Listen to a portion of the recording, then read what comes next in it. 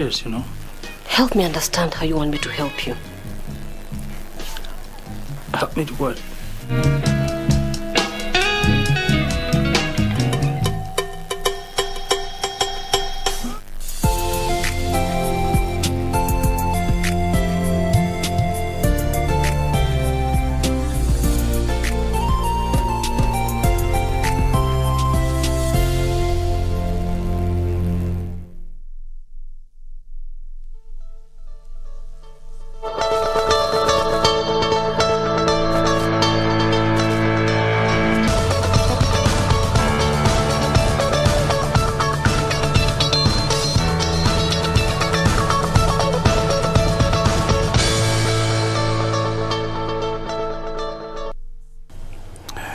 Ni furaha iliyoje kujumuika nawe kwenye Kuzacha leo, ikiwa ni tarehe 9 mwezi wa 9 mwaka 2022, nikiwa na wingi wa matumaini kwamba wewe na hali zako shwari. Karibu tukupashe baadhi ya taarifa ambazo tumezichangamkia kwenye chumba chetu cha habari kwenye shirika hili la utangazaji la KBC, runinga yenye ushawishi mkubwa. Mimi naitwa Timothy Kipnusu nikikuletea taarifa hizi kwa niaba ya mwenzangu Kam Chemenza.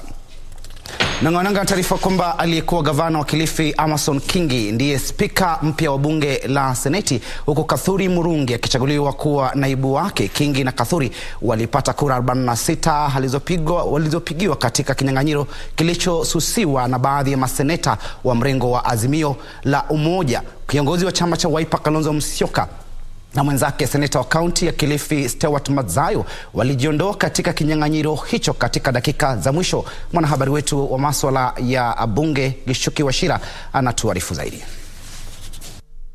Maseneta 66 waliapishwa leo na katibu wa bunge la Seneti Jeremiah Nyegenye kuambatana na katiba na sheria za bunge. Baada ya kuapishwa, maseneta waliandaa uchaguzi wa spika wa bunge hilo. Kingi Amason Jeffa. Wawaniaji 7 walikuwa wamejitosa ulingoni kwa wadhifa huo, ikiwa ni pamoja na mwaniaji wa Kenya Kwanza Amason Kingi na Kalonzo Musyoka wa Azimio la Umoja, ila Kalonzo alijiondoa kwenye kinyang'anyiro cha spika dakika za mwisho. Aidha, mwaniaji wa kiti cha naibu spika wa muungano wa Azimio Stewart Madzayo pia alijiondoa, hatua iliyomfanya seneta wa Meru Kathuri Murungi kuchaguliwa bila kupingwa. Sit down. Hatua ya waniaji wa muungano wa Azimio kujiondoa ilipelekea baadhi ya maseneta wa mrengo huo unaoongozwa na Raila Odinga kususia uchaguzi huo, wakidai wa waniaji waliosalia hawajatimiza matakwa ya maadili. Licha ya kujiondoa kwa maseneta wa Azimio, maseneta 46 waliosalia bungeni walipiga kura na kwa kauli moja wakampitisha aliyekuwa gavana wa Kilifi Amason Jeffa Kingi kama spika. Senator Madzayo Stewart Shadrack Machiru, having withdrawn his candidature for the position of Deputy Speaker of the Senate, we now have only one duly nominated candidate for the position of the Deputy Speaker of the Senate. Huku seneta wa Meru Kathuri Murungi akichaguliwa bila kupingwa kama naibu spika. Maseneta wa Kenya Kwanza waliwasuta wenzao kwa kususia uchaguzi huo, wakisema madai yao hayakuwa na msingi wowote. Baada ya seneti iliahirisha kikao ili kujiandaa kwa shughuli za bunge hilo wiki ijayo. Tutakuwa tunazamia zaidi kuhusiana na kinyang'anyiro hicho, hasa kwenye seneti na bunge la kitaifa, kisunzi cha baadhi ya maseneta kujiondoa kwenye kikao hicho. Gari na siasa, tutupie jicho masuala ya elimu, mtazamaji. Waziri wa elimu Profesa George Magoha ametetea mfumo wa elimu ya umilisi, yani CBC, kuhimiza serikali ijayo kudumisha mfumo huo. Magoha amesema kuwa serikali imewekeza pakubwa katika mfumo mpya wa elimu. Endapo utafutiliwa mbali, basi itakuwa imewachanganya wanafunzi. Wakati wa ziara yake katika eneo la Pwani ambako alizindua awamu ya pili ya madarasa ya CBC katika shule ya upili ya wasichana ya Star of the Sea iliyoko Mombasa, waziri wa elimu George Magoha alisema ujenzi wa madarasa ya CBC umefikia 97% kote nchini na ni matumaini yake kuwa kufikia Jumatatu wizara ya elimu itakuwa imekamilisha ujenzi wa madarasa yaliyosalia. We are now at 97%. 97% of the second phase. So we are at about 9,800 classrooms. 200 to go, and they are mainly in roofing and walling stages, and we intend to complete them by the grace of God by Sunday afternoon, so that on Monday we tell the public this is where we have reached. And these classrooms have been constructed at 788 shillings. 788,200 shillings. Na huku hatamu yake ya waziri ikifikia tamati mnamo Jumanne pale rais mpya atakapoapishwa, Magoha alimshauri mrithi wake kuhakikisha wizara hiyo haizongwi na siasa na badala yake kuendelea kuwahudumia wanafunzi. This is not a ministry for playing politics. It is a service ministry, and every family has a child. And therefore, mine is just to wish whoever is coming here the very best, and to advise him that from my most humble experience, the work of an education minister in Kenya today is not in Jogo House. 10% in Jogo House, 90% in the field. Wakati huo huo, Magoha alieleza matumaini yake kuwa serikali mpya ijayo itaendelea na mashauriano ya kuwapeleka walimu wa kutoa ushauri na saha ili kudhibiti visa vya msongo wa mawazo miongoni mwa wanafunzi. It is an ongoing conversation. There are quite a number in many schools. I hope the incoming government can train teachers who are ordained to become teachers, so that it reduces the problem. So it's really something that will continue to be there, but I can't blame teachers. Magoha pia alizindua madarasa ya CBC katika shule ya upili ya wasichana ya Mwanambeyu katika kaunti ya Kwale na shule za upili za Maweni, Freetown na Kajembe katika kaunti ya Mombasa. Tuzamie mizani ya haki. Upande wa mashtaka kwenye kesi ya ufisadi inayohusisha shilingi milioni 8 dhidi ya aliyekuwa gavana wa Busia Sospita Odeke Ojamong umeibua maswali kuhusu iwapo mswada wa marekebisho ya sheria juu ya ugavi wa pesa za kaunti ulikuwa umepitishwa na bunge la kaunti hiyo. Huku akimuuliza maswali shahidi wa upande wa utetezi Godfrey Odongo, mwendeshaji mashtaka mkuu Taib alitaka kujua ikiwa maswala huo ulikuwa umewasilishwa kwenye bunge la kaunti hiyo au iwapo iliwahusisha au ushirikisha kunradhi wananchi. Shahidi huyo upande wa utetezi ambaye alikuwa mwakilishi wadi wa zamani katika kaunti ya Busia, Godfrey Odongo, alikabiliwa na wakati mgumu kuelezea ikiwa mswada wa marekebisho ya sheria kuhusu ugavi wa fedha za kaunti wa takriban shilingi milioni 4 uliwasilishwa kwenye bunge la kaunti hiyo na ikiwa wananchi walihusishwa. Even as an MCA, he is able to know the law and he is able to tell us. But now he was a chairman of the Appropriations Committee, so he is well versed and knowledgeable about the effect of no public participation. What is the effect? Public participation is a requirement, but on the supplementary... I'm asking you. Yes. What is the effect of failure of public participation? Just answer that question. That will be an omission in the process of budget making. Akifika mbele ya hakimu Douglas Ogoti, mwendeshaji mashtaka mkuu Taib aliibua maswali ikiwa mswada huo uliwapa fursa wananchi kutoa mchango wao na ikiwa kuna ushahidi ulioko, ambapo Odongo alisema hana stakabadhi zingine. But to show the court where it says no. Can you not show the court where it says that the Busia County Supplementary Appropriation Amendment Bill of 30th June 2014 is recorded here? Can't show. You can't show? Yeah. Yes. Alokuwa gavana wa Busia Sospita Ojamong miongoni mwa washtakiwa wengine wanadaiwa kukusudia kuidhinisha ulipaji wa shilingi milioni 8 kwa kampuni ya Madam R Enterprises Limited kuendesha utafiti kuhusu ujenzi wa mradi wa taka, mradi ambao malipo yake hayakuwa yameidhinishwa. Kesi hiyo inaendelea kusikizwa. Wadau katika sekta ya elimu na ile ya kidijitali wametoa wito wa kuboreshwa kwa sera zinazowalinda vijana dhidi ya hatari za kidijitali licha ya kuimarika kwa teknolojia. Wadau hao walisema ingawa ulimwengu wa kidijitali umebuni nafasi za ajira kwa vijana, bado ina hatari zake. Tazama.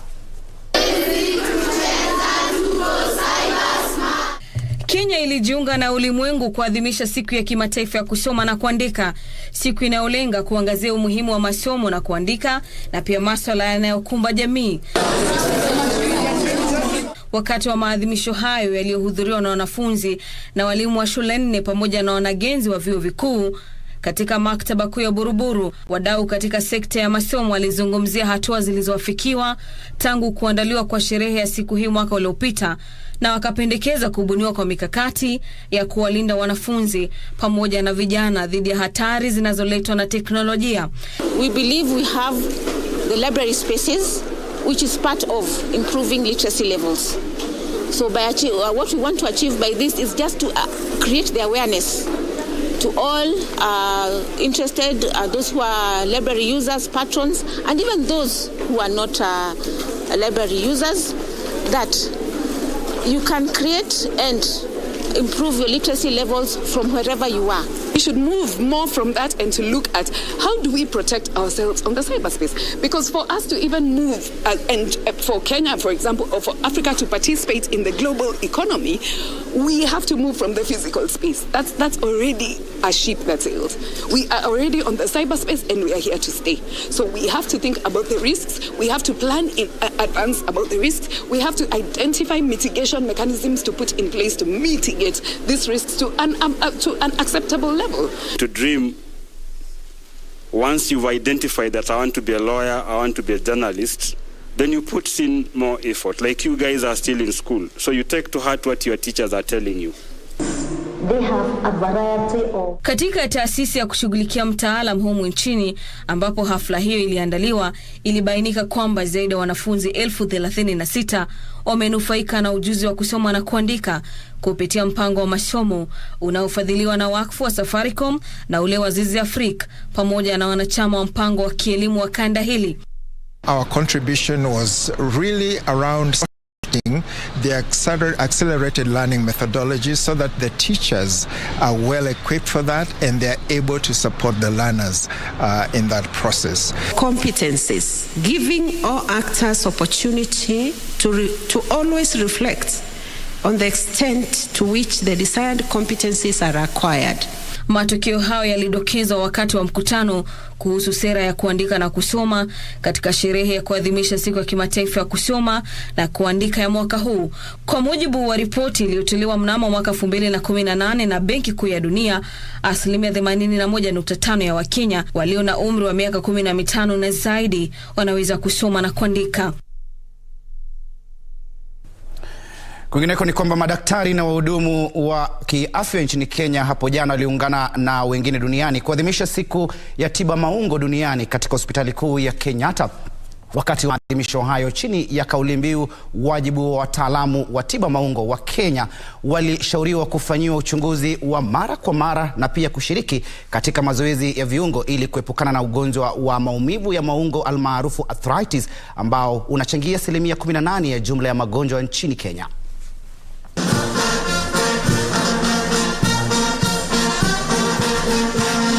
Ni katika hospitali kuu ya Kenyatta wakati wa maadhimisho ya siku ya tiba maungo duniani mwaka huu. Msafara unaanza kupitia barabara ya Ngong, Nairobi Hospital, chuo cha mafunzo ya matibabu nchini KMTC, na kurejea tena hospitali ya Kenyatta. Mwenyekiti wa muungano wa wataalamu wa tiba maungo Henry Opodo alitoa wito kwa Wakenya kutopuuza shida zinazochipuka na ambazo huhusiana na maumivu yasiyo ya kawaida ya misuli, kwa kuwa shida hizo zisiposhughulikiwa kwa wakati ufaao husababisha ulemavu. If you have osteoarthritis and it has not been managed, you have not been given care, it tends to worsen with time. Osteoarthritis are among the leading diseases for musculoskeletal problems and among the leading diseases to causing disability. Opodo alitoa wito kwa Wakenya wahakikisha wamefanyiwa uchunguzi wa mara kwa mara ili watambue uzito usio wa kawaida, kiwango chao cha uzito, shinikizo la damu, na vilevile watambue iwapo wana uzito uliopita mipaka au uzito wao uko chini ya kiwango cha kawaida, kwani magonjwa ya viungo mwili hayaonyeshi dalili katika hatua za mwanzo yanapovamia mwili. Those ones who are overweight, we help them not to get to the point where they're going to get this osteoarthritis, and we help them to that those ones who are overweight may be able to reduce their weight. Nimekuwa nikichukulia tu kwa mzaha vitu vingine, na nimefanyishwa hapa mazoezi ambayo yameonyeshwa jinsi ya kufanya hayo mazoezi bila mtandao. Tuondoke hapa jijini Nairobi tuchanganye guu hadi kwenye gatuzi la Kericho ambapo gavana wa gatuzi hilo Dr. Eric Mutai ameagiza kubadilishwa mara moja kwa wafanyikazi wa idara ya ununuzi wa bidhaa na huduma za umma katika hospitali ya kaunti ya Kericho. Mutai aliyezungumza baada ya ziara ya ghafla katika hospitali hiyo alisema inasikitisha kwamba hospitali hiyo ilikuwa na aina 3 tu za dawa, akaagiza hifadhi ya dawa iongezwe. Ziara ya ghafla ya gavana wa Kericho Daktari Eric Mutai katika hospitali ya kaunti ya Kericho iliyopata wafanyikazi hao bila kutazamia. Is working on foot mpaka referral. Hospitali hiyo ilikuwa katika hali duni, hususan katika duka la dawa, hospitali hiyo ikiwa na aina 3 tu ya dawa. The pharmacy, we only have 3 types of drugs there. We have amoxicillin, and then we have syrup for the children, and we have Benadryl for the painkillers. So it's a very unfortunate situation because most of these people that come here, the patients that comes here, and many times they don't have much money themselves. That is why they are here. They would have gone to the private facilities. But now when they come here and they don't get drugs here, the outpatients, it becomes a big burden for them. Ni hapa ambapo gavana huyo alimwagiza afisa mkuu wa idara ya ununuzi wa hospitali hiyo Daktari David Ekuwam kufanya mabadiliko ya wafanyikazi katika idara hiyo. I've had chief pharmacists and I want you to work on this one, Ekuwam, that there are some cartels in the hospital facility here, in the procurement offices here, that they procure drugs and then without knowledge of authorities they sell drugs outside here. I know pharmacies here in town that are selling GOK medicine, and I'm warning those pharmacies, tukikuja kwa pharmacy yako and you are selling GOK medicine, we will come and ask you where did you get these drugs from. Katika kaunti ya Kilifi, gavana Gideon Mung'aro akiandamana na naibu wake Flora Chilube pia walizuru afisi za ukusanyaji ushuru za kaunti hiyo ghafla. Wakati wa ziara hiyo, Mung'aro aliagiza hesabu ya mara moja madeni yanayodaiwa serikali hiyo ili kubaini uhalisia wake. Aidha, alitoa wito kwa wanakandarasi wote kuwa watulivu wanaposubiri malipo yao. Kuna pesa pengine zilikuwa zimeallocatiwa kwa hizo bills. Tutaangalia na pia kabla zilipwe tutachunguza kama ni bili ambazo ziko sahihi zilipe kwa hizo pesa. Lakini budget ya mwaka huu haitaguswa na pending bills. We will agree with the county assembly tuone the way forward. Tuondoke Kericho tufululize hadi kwenye gatuzi la Mombasa. Takriban watalii 40 wa Jordan waliokuwa wamekwama Mombasa watarejeshwa kwao hapo kesho kulingana na kamanda wa polisi katika kaunti ndogo ya Mvita Maxwell Agoro. Watalii hao waliokuwa wamekamatwa siku ya Jumatatu baada ya kuonekana wakiombaomba kwenye barabara za Mombasa tayari wamefikishwa hapa jijini Nairobi kusubiri kurejeshwa nchini kwao. Kulingana na maafisa wa polisi, raia hao 40 wa taifa la Jordan walikamatwa kwenye barabara za Old Town na soko la Macnon linalofahamika kwa jina lingine Marikiti, wakiomba pesa ili kuwawezesha kusafiri hadi jijini Nairobi. Inaaminika kwamba raia hao ambao wanajumuisha watu wazima 19 na watoto 21 walifika humu nchini kati ya tarehe 27 na 29 mwezi Agosti mwaka huu. Raia hao ambao tayari wamesafirishwa jijini Nairobi kusubiri kurejeshwa kwao, wanaaminika walikuwa wanakusanya pesa ili kusafiri hadi mtaa wa Eastleigh jijini Nairobi. Raia hao wa Jordan wanashukiwa kuwa baadhi ya watu wanaohusishwa na ulanguzi wa binadamu. Na uchunguzi ulifanywa na wako sawa, ni ile kurandaranda na watoto na walikuwa hawana uwezo. Tunawapeleka Nairobi na hawa Nairobi Jomo Kenyatta International Airport watachukua ndege hadi kwao Jordan. Sasa tuangazie kapu la biashara. Huku mradi wa Konza ukijiandaa kulaki kundi la kwanza la wakazi, jiji hilo la teknolojia limebuni mfumo wa kisiasa utupaji taka. Wakazi wa jiji hilo watahitajika kuchambua taka kabla ya kutupa kwenye majaa yaliyo kando ya barabara, ambapo taka hiyo itatumbukia kwenye eneo la huishaji. Halmashauri ya ustawishaji jiji la Konza inapania kupunguza kiwango cha hewa ya carbon, kupunguza kiwango cha hewa cha carbon, kuteka maji kwa shughuli ya unyunyizaji na kusambaza kawi jua katika maeneo ya makazi ili kuhakikisha mazingira bora ya kuishi. Taarifa kamili ni kwenye mseto wa biashara. Mikimbio ya kuafiki makataa. Baadhi ya wafanyakazi 2,000 kwenye mradi wa jiji la kiteknolojia la Konza wakijibidisha kwenye kazi ya ujenzi kabla ya siku kukamilika ili kuleta msisimko kwenye jiji hilo. Jiji la Konza litakuwa kitovu cha shughuli za kidijitali, limejengwa na kujengeka. Meneja mkuu wa halmashauri ya ustawishaji jiji la Konza, mhandisi Anthony Sang, amesema jiji hilo litakuwa na majaa ya kisasa ya taka ambayo yatatundikwa kando ya barabara na kuelekeza takataka hiyo kwenye vituo vya uhusishaji vilivyo sambamba chini ya ardhi. You have plastic, you have paper, you have cardboard. So you separate your garbage or mixed garbage into a specific receptacle and it is vacuumed to a central collection facility. Each investor here is required then to meet certain standards, specifically with regard to green certification, to ensure that we have a sustainable city. Wakati huo huo, Wizara ya Uchukuzi na Ustawishaji Muundo Msingi inanuia kulipa madeni yote yanayohusiana na mradi huo katika muda wa miezi 12. Waziri wa Uchukuzi James Macharia amesema wizara hiyo imehakikisha barabara zinaendelea kujengwa bila usumbufu wowote. The last, I would say 7 years or so, we have put a lot of effort in cascading the laws development across the entire country. And that's why we have been using the 3 agencies, the KENHA, KERA and KURA, to make sure that we have a dedicated approach in the way we develop our roads. Na hatimaye, wanunuzi wengi wa nyumba wanapendelea nyumba za ghorofa badala ya nyumba zilizojengwa kivyake kutokana na bei nafuu na huduma zinazotolewa. Afisa mkuu mtendaji wa kampuni ya NW Relight na Hashon Kuria amesema nyumba za ghorofa zinapatikana mijini ikilinganishwa na nyumba zilizojengwa kivyake, ndiposa nyumba za ghorofa zinapendwa na wanunuzi. It is projected that in Kenya we require about 200 to 250 units annually of units in terms of residentials, and we are way below the need. 2018 thereabout, the survey was that we were short of about 1 million units, and we haven't done so much.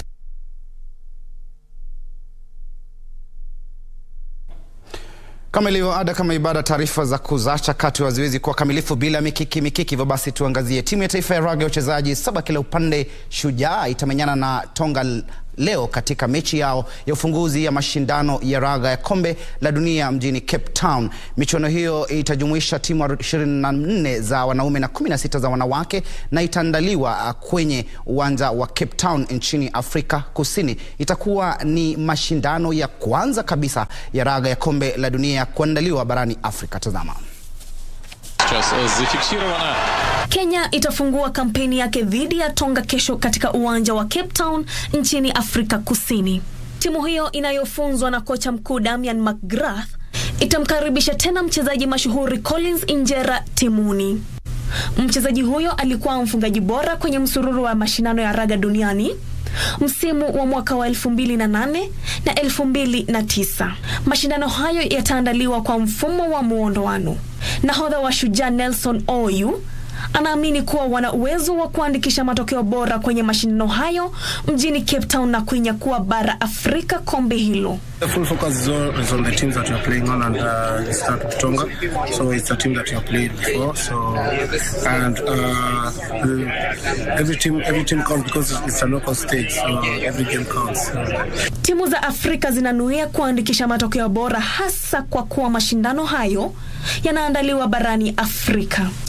Kenya, Uganda na Zimbabwe zinaungana na Afrika Kusini katika shindano la wanaume, ilhali Madagascar ambayo inashiriki kwa mara ya kwanza na Afrika Kusini zitawakilisha Afrika katika mashindano ya wanawake. Timu ya Kenya inarejea kwa mashindano hayo ya raga ya kombe la dunia kwa mara ya 6 mfululizo baada ya kushiriki kwa mara ya kwanza mwaka 2001 mjini Mar del Plata nchini Argentina.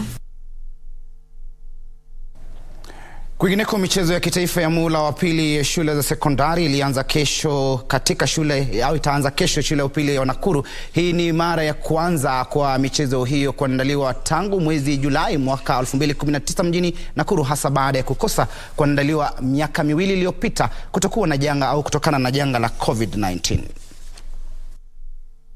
Mashindano hayo ya siku 4 yatatumiwa kuchagua timu zitakazowakilisha Kenya kwenye michezo ya shule za upili ya Afrika Mashariki inayotarajiwa kuandaliwa baina ya tarehe 15 hadi tarehe 23 mwezi huu jijini Arusha, Tanzania. Shule zitang'ang'ania tuzo katika fani za soka, mpira wa vikapu, mpira wa wavu, raga, hoki, mpira wa mikono, kuogelea, mpira wa pete na mpira wa vikapu wa wachezaji 3 kila upande ulioanzishwa hivi majuzi. Timu ya mpira wa vikapu wa wavulana ya Laser Hill Academy, timu ya raga ya wachezaji 7 kila upande ya shule ya Upper Hill, timu ya wavulana ya shule ya upili ya wavulana ya St. Luke's na timu ya magongo ya wasichana ya shule ya upili ya St. Cecilia Misiku zitatetea taji zao mtawalia.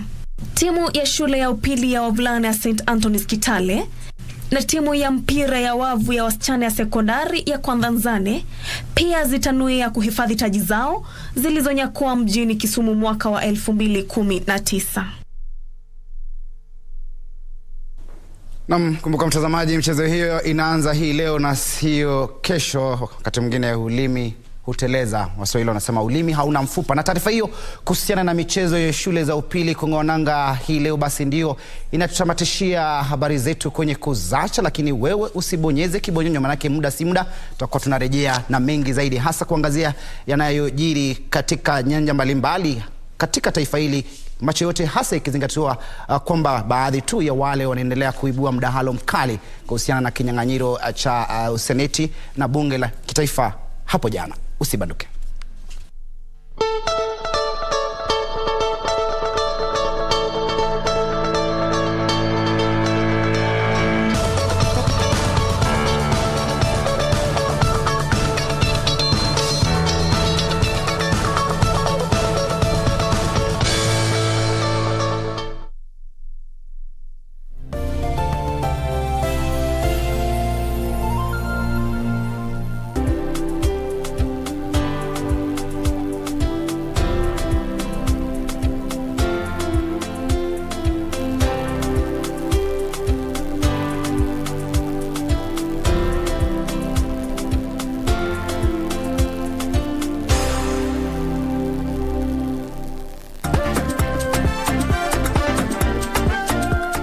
Sana to the Second Chance TV game show. Tough questions.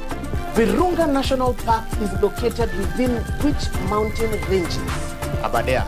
Aberdare, is that your final answer? Tough challenges. Nona teammate yako kweli. 3, 2, 1. It's a survival for the smartest. 10 seconds to go. Who is the current president of Malawi? Jakaya Kikwete. Wrong answer. That is the wrong answer. Does it border to the east? Nakuru. Nakuru County. Nakuru County, you get 2,000 bob. Premiering soon on Channel 1.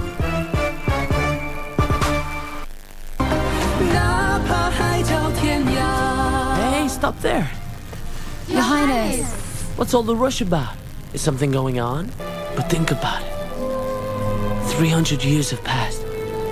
If it could create another lily for you, it would have done it already. Lantern of Souls. Lantern of Souls? It belongs to heaven. How did you get it? But it is said that it requires a piece of a soul in order to gather up the rest of it. It's true that Master's body has always been here, but his soul is nowhere to be found.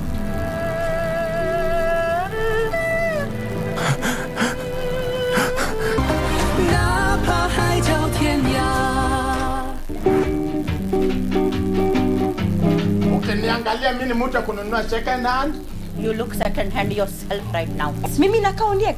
Niangalie hivi, nakaondiek. Not with those, maybe with the tummy. No, but Tosha. Huyu hata tujuani. Do you know me? Are baba. We know each other. Iko flying lines hapo. When ni husband ama ni houseboy? Houseboy husband. Mimi wewe ila kutumbua. Wako ha? Yes. Jambo. Hi, thank you. Oh my God. No. Let me talk the truth and accept the devil, please. Please. Babyface. Yeah. Ulisema nikujange babyface. Yes. Babyface. Yeah. Ulionaje kazi yangu, skills zangu za uzaji zikwaje? You are excellent. Wewe mzee. Na tuko hapa mchezo. Ni kweli hata nani. Sasa ukisha si uongee vile unaongea.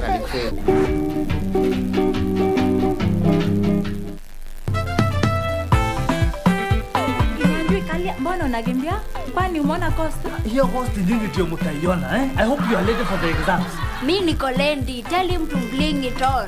Teacher, Mr. Macfreet, I am on my bended knees and I am very sorry. I acknowledge that you are the teacher and I am the student. I am sorry. Viva!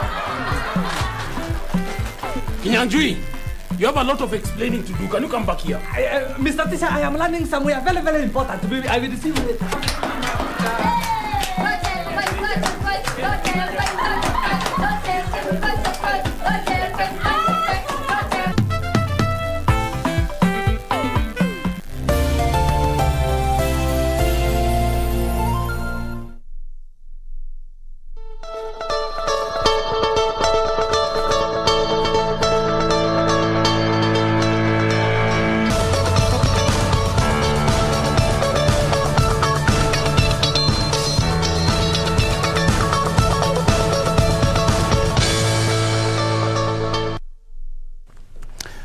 Karibu tena mtazamaji na shukrani za dhati kwa kuendelea kutizama runinga yenye ushawishi mkubwa katika taifa hili, KBC Channel 1.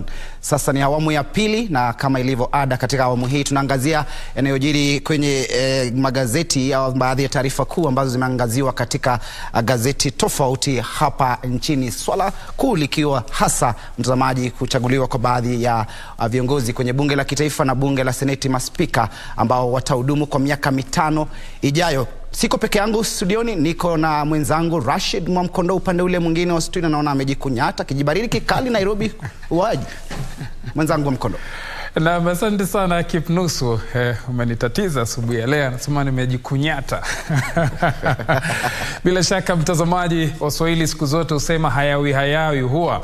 Ni Ijumaa nyingine teule tunapokutana ndani ya mpango mzima wa kuzacha, na kama alivyoamba Kipnusu hii leo anasimama kwa ajili ya mwenzangu Kamche Menza. Unajua Kamche Menza jana sijui niseme alikesha bungeni kwa sababu jana kulikuwa na kibarua cha kukata na shoka. Kipnusu, meumuita Kipnusu, Kipkilo, Kiprobo, haya yote yake. Mtazamaji, ni mengi ambayo tumekuandalia hapa ndani ya studio, na vile vile pia tuko na mshirikisha mheshimiwa mbunge wa Matuga Kasim Sawa Tandaza yuko ndani ya studio. Tutakuwa tunapiga naye story kidogo, na baadaye tutakuwa tunaungana naye mwenzetu John Jacob Kiorie na wageni ndani ya studio. Kumbuka mtazamaji, hii leo kuna hafla ya kipekee ambayo itakuwa inafanyika pale maeneo Ulinzi Sports Complex eneo la Lang'ata, ambapo amiri jeshi mkuu anayeondoka rais wa 4 wa taifa la Kenya Uhuru Kenyatta atakuwa anaagwa rasmi. Je, ni yapi atakayojiri? Ungana nami baadaye na mwenzangu John Jacob Kieria, na tayari naona wageni wetu wako ndani ya studio. Kipnusu, mimi niko shwari, sijui wewe mambo yamekuaje? Jana nilikuwa nasikia marende wetangula marende wetangula. Na mwenzangu Mwamkondo, ilikuwa kinyang'anyiro kikali, na tunaweza ulinganisha kinyang'anyiro hicho na baadhi tu ya wale Waswahili wanasema kwamba ilikuwa ni ya kukata na shoka. Manake baadhi tu ya wale ambao walikuwa na mshabikia zaidi marende walishangaa, manake marende hapo awali kumbuka kwamba alikuwa amehudumu kama spika, lakini wakati huu walisema sasa kakando, tuchukue usukani kama sisi Kenya kwanza. Walikuwa wakidokeza, na kinyang'anyiro hicho kikaenda kwa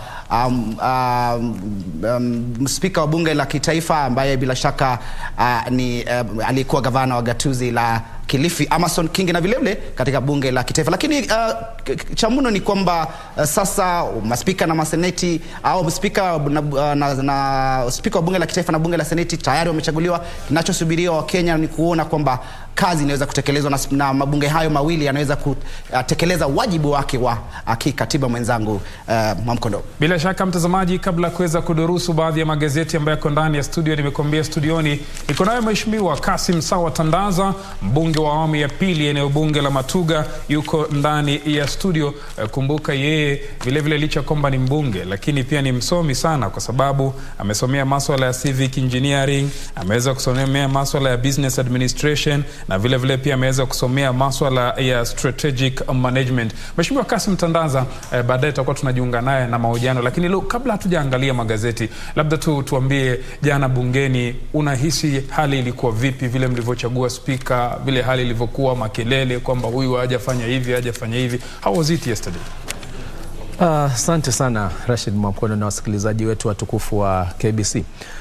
Jana ilikuwa ni siku ambayo ni ya kikatiba kulingana na sheria yetu ya Kenya na kanuni za bunge, ambapo baada ya uchaguzi mkuu ni lazima kwanza kuwe na zoezi la kulisha viapo wale waliochaguliwa ndio waweze kutekeleza jukumu lao, likiwa la kwanza ni kuchagua wale maspika wa bunge, spika wa bunge na naibu wake. Hilo ndilo jambo la kwanza ambalo lilikuwa lifanyike, na liliweza kufanyika, nashukuru, kwa wakati huu tukilinganisha na wakati ule mwingine wa 2017. Zoezi hili lilifanyika bila fujo. Yani mwaka huu kwa kifupi ulikuwa ni kama tunasema ni maajabu, kwamba tuliweza kufanya kampeni bila fujo, tukapiga kura bila fujo, matangazo yakaja bila fujo, kisha tukaenda kwa koti nalo pia wakati lilipokuwa lavuliwa likavuliwa bila jasho. Hakuna mtu aliona koti hili limemlemea sana, na jana hali vile vile. Kwa hivyo ni shughuli ambayo ilienda vizuri, ilienda mpaka karibu saa 5 hivi za usiku, lakini ukweli ni kwamba wote waliokuwa wanawania vile viti, hata ile awamu ya kwanza ambayo tulikuwa tunazungumzia kati ya Marende na Papa wa Roma Senator Wetangula, tulikuwa tunatarajia labda yule mkinzani wake angekita kambi kwamba lazima kuwe na raundi ya pili, kwa sababu ile ya kwanza hatukuweza kupata ile kanuni ya theluthi mbili. Lakini matokeo yalipotangazwa akasalimu amri, akasema hapa ilipofika jameni, nakubali nimeshindwa na nishashindwa na nitaendelea kushindwa, yaishe mtangazeni.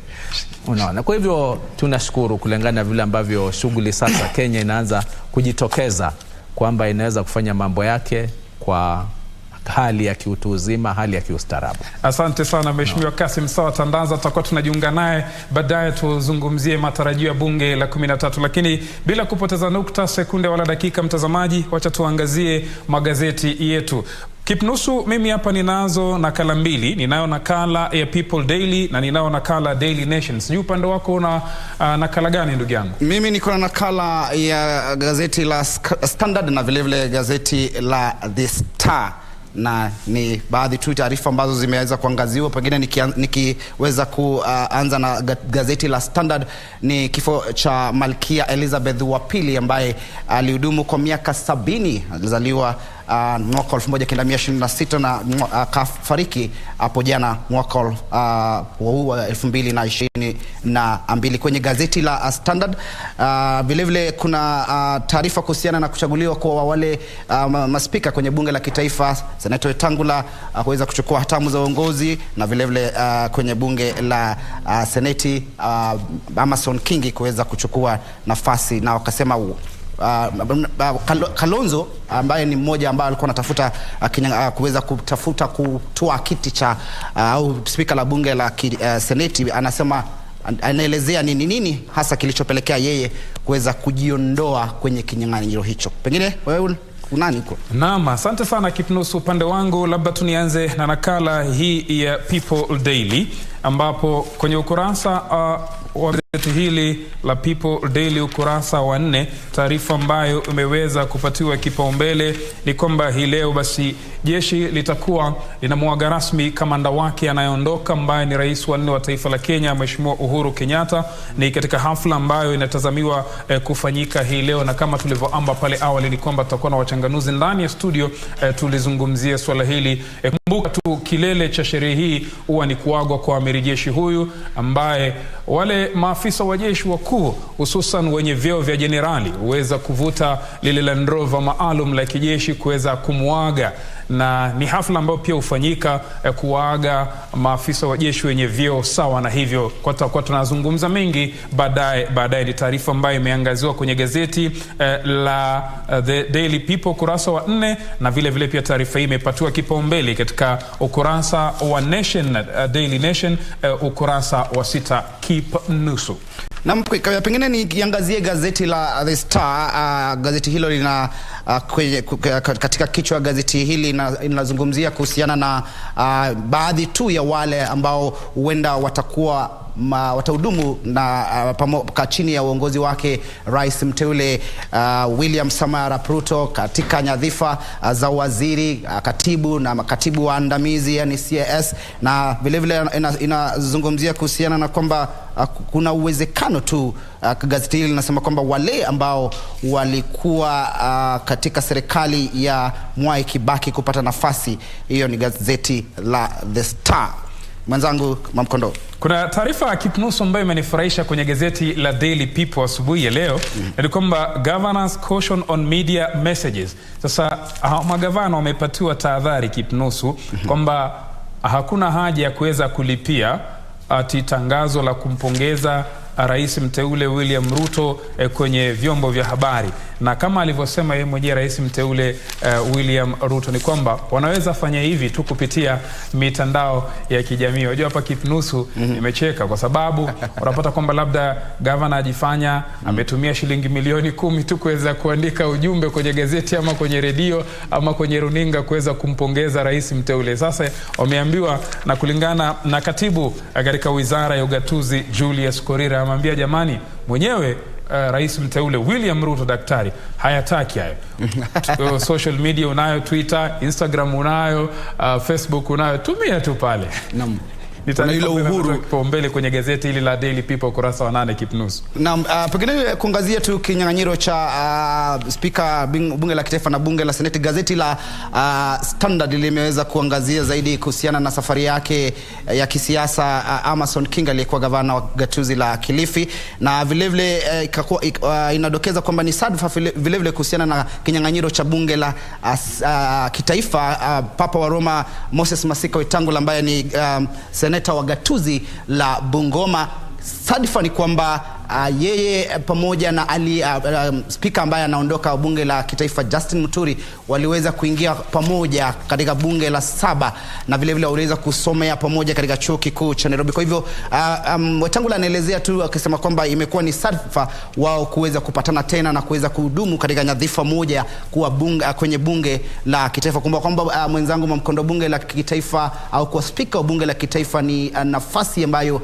ni muhimu zaidi, manake yeye ni watatu kuanzia kwa amiri jeshi mkuu wa taifa William Ruto akiapishwa, na kutoka pale naibu wa rais, na watatu spika wa bunge la kitaifa. Mwenzangu wa Mkondo. Bila shaka mtazamaji, kama unavyoendelea kwa sasa kuitazama runinga yako ya KBC Channel 1, kipindi ni Kuzacha, na kwa sasa tuko kwenye sehemu ya uchambuzi wa magazeti, na nikiangalia gazeti la Daily Nation ukurasa wa 5, how Ruto engineered Kingi win.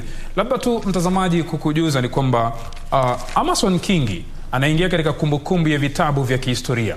Kumbuka kwanza alikuwa mbunge wa Magarini, na wakati alipokuwa mbunge wa Magarini vile vile pia aliweza kuhudumu kwenye serikali ya muungano uliongozwa na Rais Mwai Kibaki marehemu na Raila Odinga, ambapo walihudumu katika wizara mbili tofauti. Kwanza alikuwa katika ile wizara ya uvuvi na vile vile pia baadaye akawa waziri wa Jumuiya ya Afrika ya Mashariki. Na mtazamaji kukujuza tu ni kwamba Kingi anaingia katika kumbukumbu ya vitabu vya historia kuwa mpwani wa kwanza tangu taifa la Kenya lipate katiba mpya. Nikisema katiba mpya na maanisha ile katiba ya mwaka wa 2010. Kwa hiyo tangu ile katiba ipatikane, Kingi anaingia katika historia ya vitabu vya kumbukumbu kwamba ni mpwani wa kipekee ambaye amehudumu katika wadhifa mkubwa huo. Yalitokea haya mnamo mwaka 1663 hadi mwaka 1900 1966 ambapo Timothy, sio Timothy Kipnusu, alikuwa Timothy Chitasi Muinga ambaye aliweza kuwa spika wa bunge la Seneti. Kwa hiyo Kingi anaingia katika vitabu vya kumbukumbu ya historia. Na kitu ambacho nimeweza kukipendeza ama kimenipendezea Kipnusu ni kwamba unajua siku zote Mwenyezi Mungu anasema kwamba riziki yako akiandika mahali Kipnusu hakuna mtu ataweza kuifuta. Wengi watakubaliana nami kwamba Kingi alikuwa kwenye muungano wa Azimio, lakini zile dakika za lala kwa mkono wa buriani na chama chake cha PA akaweza kuhamia muungano wa Kenya Kwanza. Sasa tunavyozungumza ndio spika wa bunge la Seneti. Kwako Kipnusu. Kuna katika ukurasa 7 gazeti la Star kuna taarifa ambayo vile vile ni ya kuibua mjadala, ambayo itaibua mjadala kuhusiana na uhusiano kati rais anayeondoka Uhuru Kenyatta na rais ambaye anaingia kwenye usukani William Ruto, na kuhusiana tu na kwamba why Kenyatta and Ruto war may not end soon, kwamba ile vuta ni kuvute baina ya wawili hao au ile ushirikiano au uhusiano huenda hautaweza kuwa nzuri, ikizingatiwa kwamba baadhi tu ya wandani wa Ruto wanasema kwamba katika gazeti hili wanasema kwamba Uhuru alisema kwamba ataweza kumuunga mkono Ruto, lakini baadaye akakosa kufanya hivyo, hakuweza kutimiza ahadi. Na kuna vile vile ile taarifa mwenzangu wa Mkondoo ambayo ilikuwa imeibua mjadala kuhusiana na katibu mkuu wa vyama vya wafanyikazi nchini Kotu Francis Atoli, kwamba Uhuru bado ni mchanga na kwa hivyo yeye bado atakuwa kwenye serikali au atakuwa bado yuko akiwa akichapa siasa. Kwa hivyo hatujui atakuwa akifanya nini, lakini ni taarifa ambayo imeangaziwa katika gazeti la The Star. Na kidogo vile vile inazungumzia kuhusiana na uhusiano kati ya kiongozi wa chama cha ANC Musalia Mudavadi na ni kwa nini Ruto aliweza kuwa pamoja na Uhuru Kenyatta wakati ambapo maji yalizidi unga. Inasema I stood by Uhuru when Moi loyalists wanted Mudavadi as heir. Ni taarifa ambayo vile vile inaibua hali ya kunguni mwenzangu wa Mkondoo. Bila shaka mtazamaji, mwelekezi wangu pande wa pili Fadhila Athman ananiambia Rashid, sasa malizeni magazeti tuingie kwenye sehemu nyingine. Kuna taarifa hapa ambapo imeweza kupatiwa kipaumbele, nitaisoma kwa haraka kwenye gazeti la Daily People ukurasa wa 15.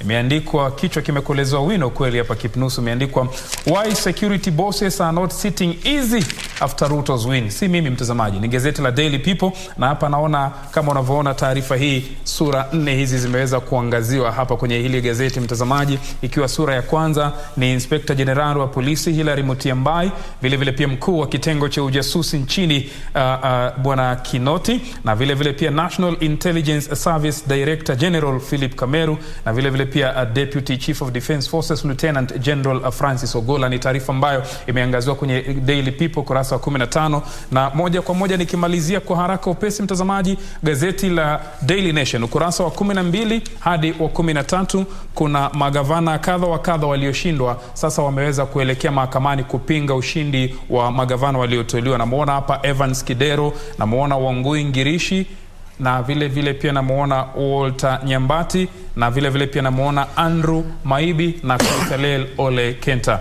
Mtazamaji, basi kufikia hapo hatuna budi kukunja jambi la uchambuzi wa magazeti kutoka kitengo hiki cha Kuzacha, na kama tulivyokuambia mengi tumekuandalia. Baadaye tutakuwa tunawaletea sherehe ya moja kwa moja ya kuagwa rasmi kwa amiri jeshi mkuu wa vikosi vyote vya ulinzi nchini anayeondoka, rais wa 4 wa taifa la Kenya Mheshimiwa Uhuru Kenyatta. Na kama nilivyokuambia tutakuwa tunaungana naye mwenzangu John Jacob Kiorie, na vile vile pia kuna wageni ndani ya studio tujue mengi, lakini muda si muda tutakuwa tunarudi na Mheshimiwa Kasim Sawa Tandaza. Naambiwa kwamba hakuna cha pumziko, moja kwa moja tunaenda kwenye mahojiano.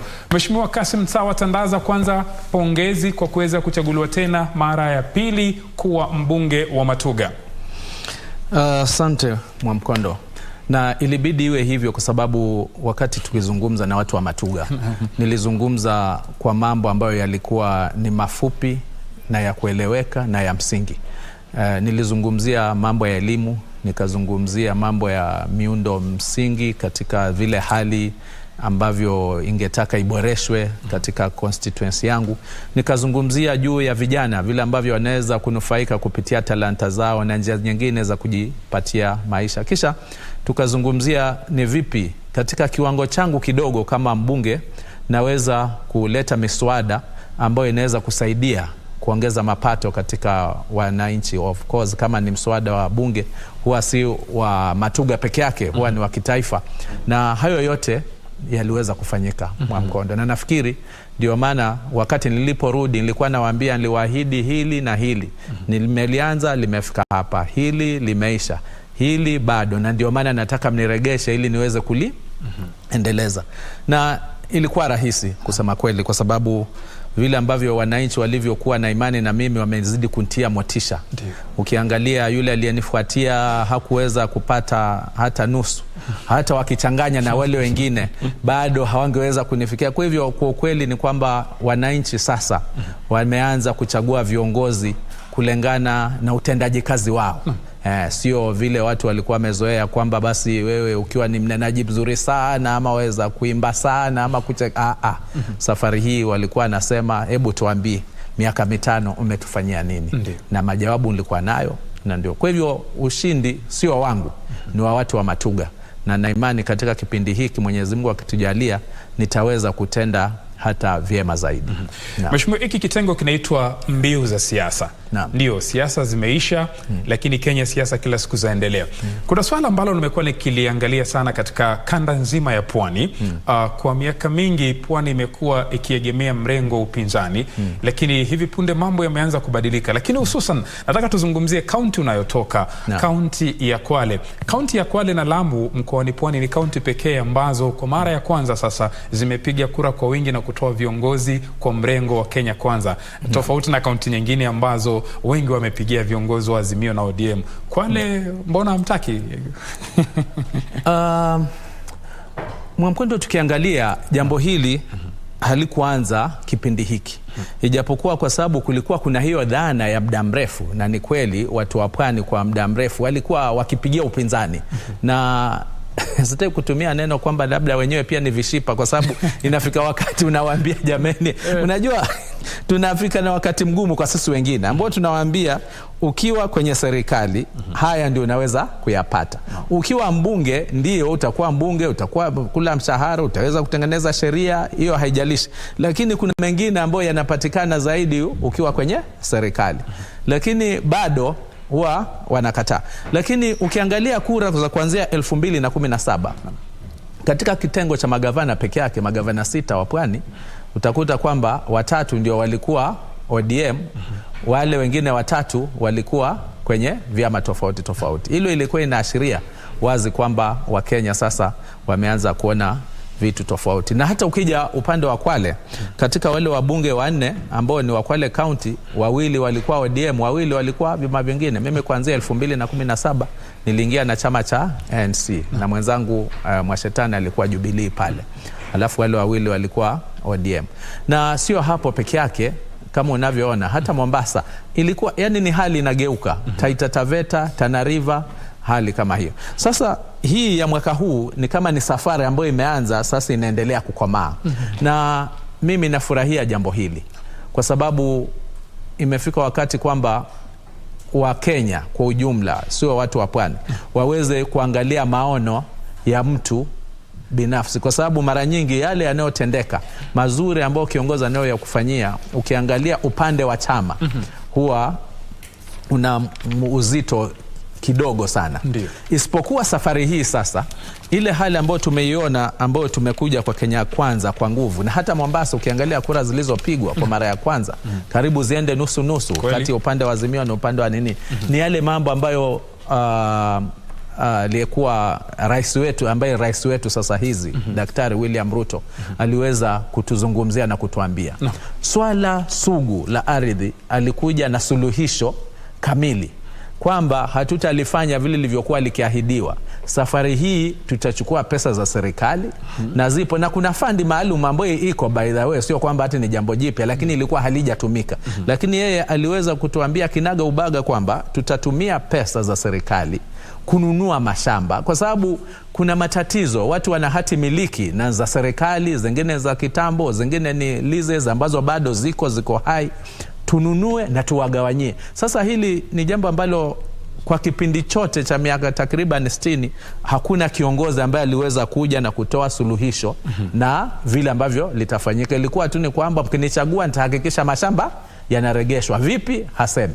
Lakini sasa tunangojea na sisi kama mimi ambaye niko kwenye kwanza na wengine na kama ulivyoona tuna wingi bungeni na babunge yote ya bunge la taifa na seneti, basi kazi hii itakuwa rahisi. Ni kuchukua pesa, tuone kwamba wale ambao wamenyanyaswa upande wa kwangu mimi kama ni wa Ngombeni ambao mashamba yamechukuliwa, ikiwa ni Tiwi mpaka sehemu za ndani, utashangaa huko sehemu za Mkongani, Tiribe, kuna mahali kuna ekari zaidi ya 1000 ambao watu wanakaa kwenye maskota, kuna watu ambao wana hizo stakabadhi. Sasa pesa zije watu kwa hivyo hili ni jambo ambalo lilikuwa linaonekana hai. Na kufikia juzi tulipokuwa na mkutano, ni wiki hii ambayo baada ya kuapishwa anakuja tena Mombasa, hasa kwa swala la port. Unajua ni swala pia nao waliolizungumzia kinaga ubaga kwamba najua vile ambavyo wakazi wanaumia, na sio watu wa Mombasa. Mombasa ni kitovu cha pwani. Mombasa kuna watu wa Taita, kuna watu wa Tana River, kila mahali. Wakenya wote wako pale. Lakini wengi ni wale wenyeji pale. Kwamba nikishaapishwa katika siku zilizopita 100 nitatatua swala hili. Na tayari tunajua kwamba kuna msafara ambao atakuja pwani, na tuna imani moja kwa moja kwamba ni kusema na kutenda. Kwa hivyo kulikuwa na njia ambazo alipotukua anatuzungumzia tulikuwa tunaona kweli safari hii mabadiliko yapo, kwa sababu anakupatia kitu na tarehe yake. Unajua sisi tuna msemo kule kwetu kwamba matanga ambayo hayana mbara huwa hayafiki, si ndio? Lakini yeye alikuwa anazungumza kitu na mbara yake, anazungumza kitu na mbara. Kwa hivyo ni jambo, ndio maana ukaona safari hii hayo mabadiliko, safari ikawa rahisi ya kutoka katika ile hali ya upinzani. Mheshimiwa Tandaza, pole kukatiza, lakini kuna nukta ambayo umeweza kuizungumzia kwamba Rais mteule Daktari William Ruto ameapa kuregesha huduma za bandari ya Mombasa. Kwa hiyo ni kweli kwamba kazi za bandari ya Mombasa zilikuwa zimeondolewa? Nafikiri swala hili tumekuwa nalo hata kipindi kile ambacho mimi nilikuwa mbunge. Wakati tukilizungumzia katika bunge, ilifika wakati ikawa tunataka muimpeach waziri, kama unakumbuka wakati ule. Kwa hivyo ni swali ambalo lilikuwa hai. Na tukafanya kongamano nyingi sana Mombasa pamoja na governor aliyekuwa hapo Hassan Joho katika swala hili. Kwa hivyo ilikuwa imehamisha, lakini watu walikuwa wameleta katika ile kuchekesha kwamba huwezi hamisha bandari kwa sababu maji yako pale. Bandari si maji, kama ni maji mpaka Tiwi yako mpaka Kilifi yako, lakini hakuna bandari. Lakini kulikuwa kuna mambo mawili muhimu ambayo yalikuwa yamefanya kuhamishwa ile operations za pale. Kwanza huo mfumo wa hii reli ambayo ilikuwa imekuja moja kwa moja, ilikuwa imetoa nafasi za kazi kwa wale waliokuwa wanaizi container depot, ambazo ulikuwa unajua wewe kuna vijana wameajiriwa pale wanaoendesha yale malori, wanaendesha matrakta kubeba yale makasha na kupeleka. Moja kwa moja ikawa kazi hizo hakuna, na zilikuwa ni kazi nyingi tu ambazo zilikuwa pale. Alafu ile ya kwamba sasa ilikuwa katika ule upande wa wenye makampuni ya clearing and forwarding now pia ilipoletwa kwamba sasa clearing and forwarding itafanywa either Naivasha ama Nairobi. Unaona, kwa hivyo maofisi mengi pia yakafunga kwa sababu sasa hakuna kazi ya pale. Kazi zinafanyika pale ambapo mali yanapelekwa. Na ikawa pia wameleta mfumo kwamba ikiwa kwa mfano kasha litafika Nairobi na nataka liende Embu ama Meru, bado ni SGR ambayo niweze kufanya hiyo taratibu ya kuona litafika vipi. Kwa hivyo likawa limekosesha kazi ya wale ambao walikuwa wanaweza kufanya mambo kama haya. Kwa hivyo hiyo ni ukweli, na tunashukuru Mwenyezi Mungu kwamba rais ambaye tuko naye saa hizi William Ruto amelishughulikia na kulipatia tarehe, na tunatarajia kwamba pwani itaanza kuona yale matunda ya serikali ya Kenya Kwanza, na vijana na wakazi wa pwani kwanza kupata ajira na kupata mapato yale ambayo yalikuwa tolewa. Shikilia hapo mtazamaji, bila shaka ni mbunge wa Matuga Mheshimiwa Kasim Sawa Tandaza, tukiweza kupiga siasa 2-3 kwenye kitengo cha mbiu za siasa. Nachukua mapumziko mafupi, tutakaporudi tutakuwa tunataka kujua, je, matarajio ya bunge la 13 ni yapi? Je, tutakuwa na sarakasi na vituko kama tulivyoviona katika bunge la 12? Na kama nilivyokuambia, mwenzangu John Jacob Kiorie yuko ndani ya nyumba na wageni hii leo mtazamaji. Kuna sherehe maalum ambayo huwa inafanywa kwa ajili ya komanda wa kijeshi anayeondoka, ambayo huwa ni sherehe maalum ya kumwaga kulingana na mila kanuni za kijeshi. Wapo wageni ndani ya studio, tutakuwa tunajua zaidi, na vile vile baadaye tutakuwa tunakupeleka moja kwa moja katika sherehe hii. Mimi naitwa Rashid Mwamkondo, pumziko fupi, takaporudi mbiu ya siasa inaendelea, usicheze mbali.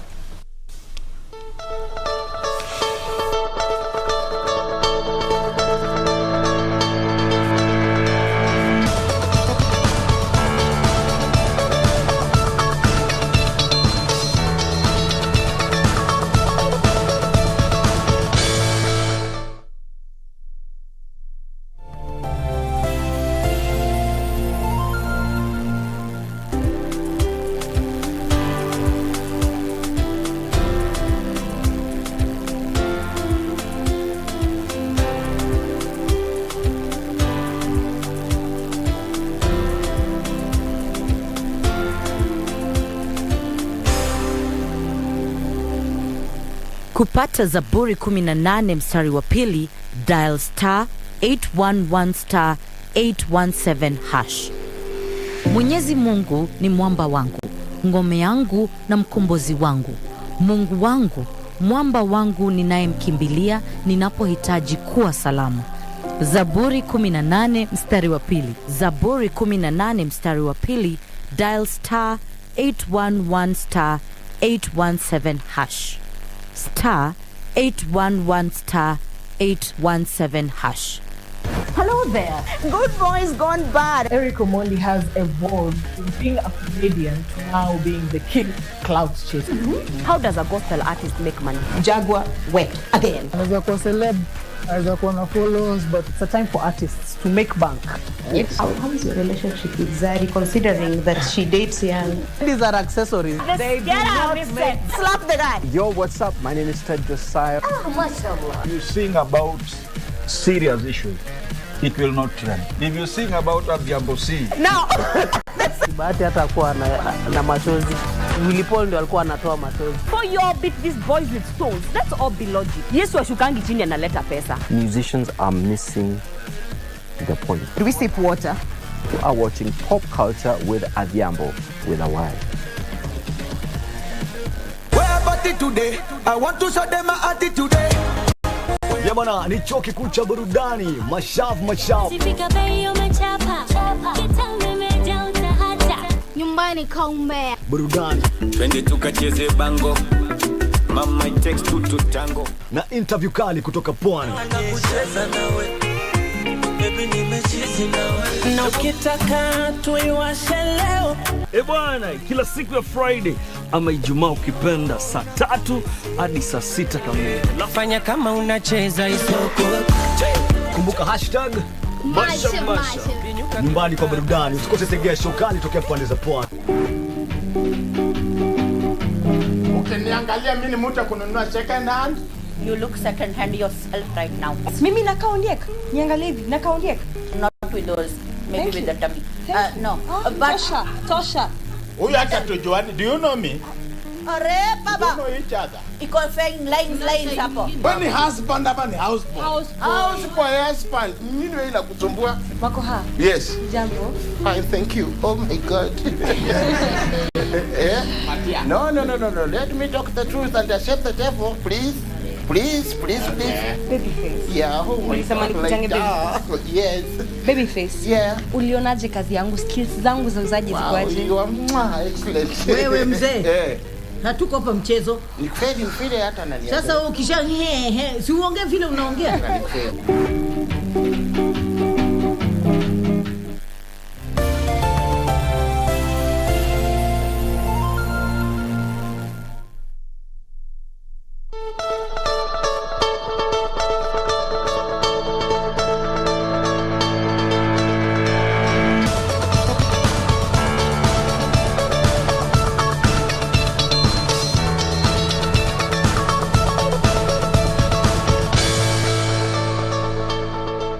Barabara kabisa mtazamaji, nikiangalia kopo langu la saa 22 dakika zimesalia kuweza kutimia saa 2.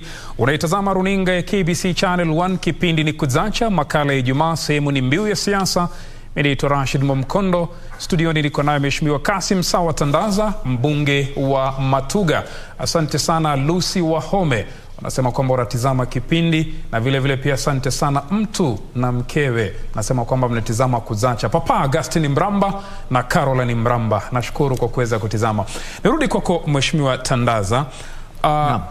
Tutarajie tofauti yoyote kati ya bunge la 12 na bunge la 13? Kwa sababu bunge la 12 tuliona vituko vingi sana.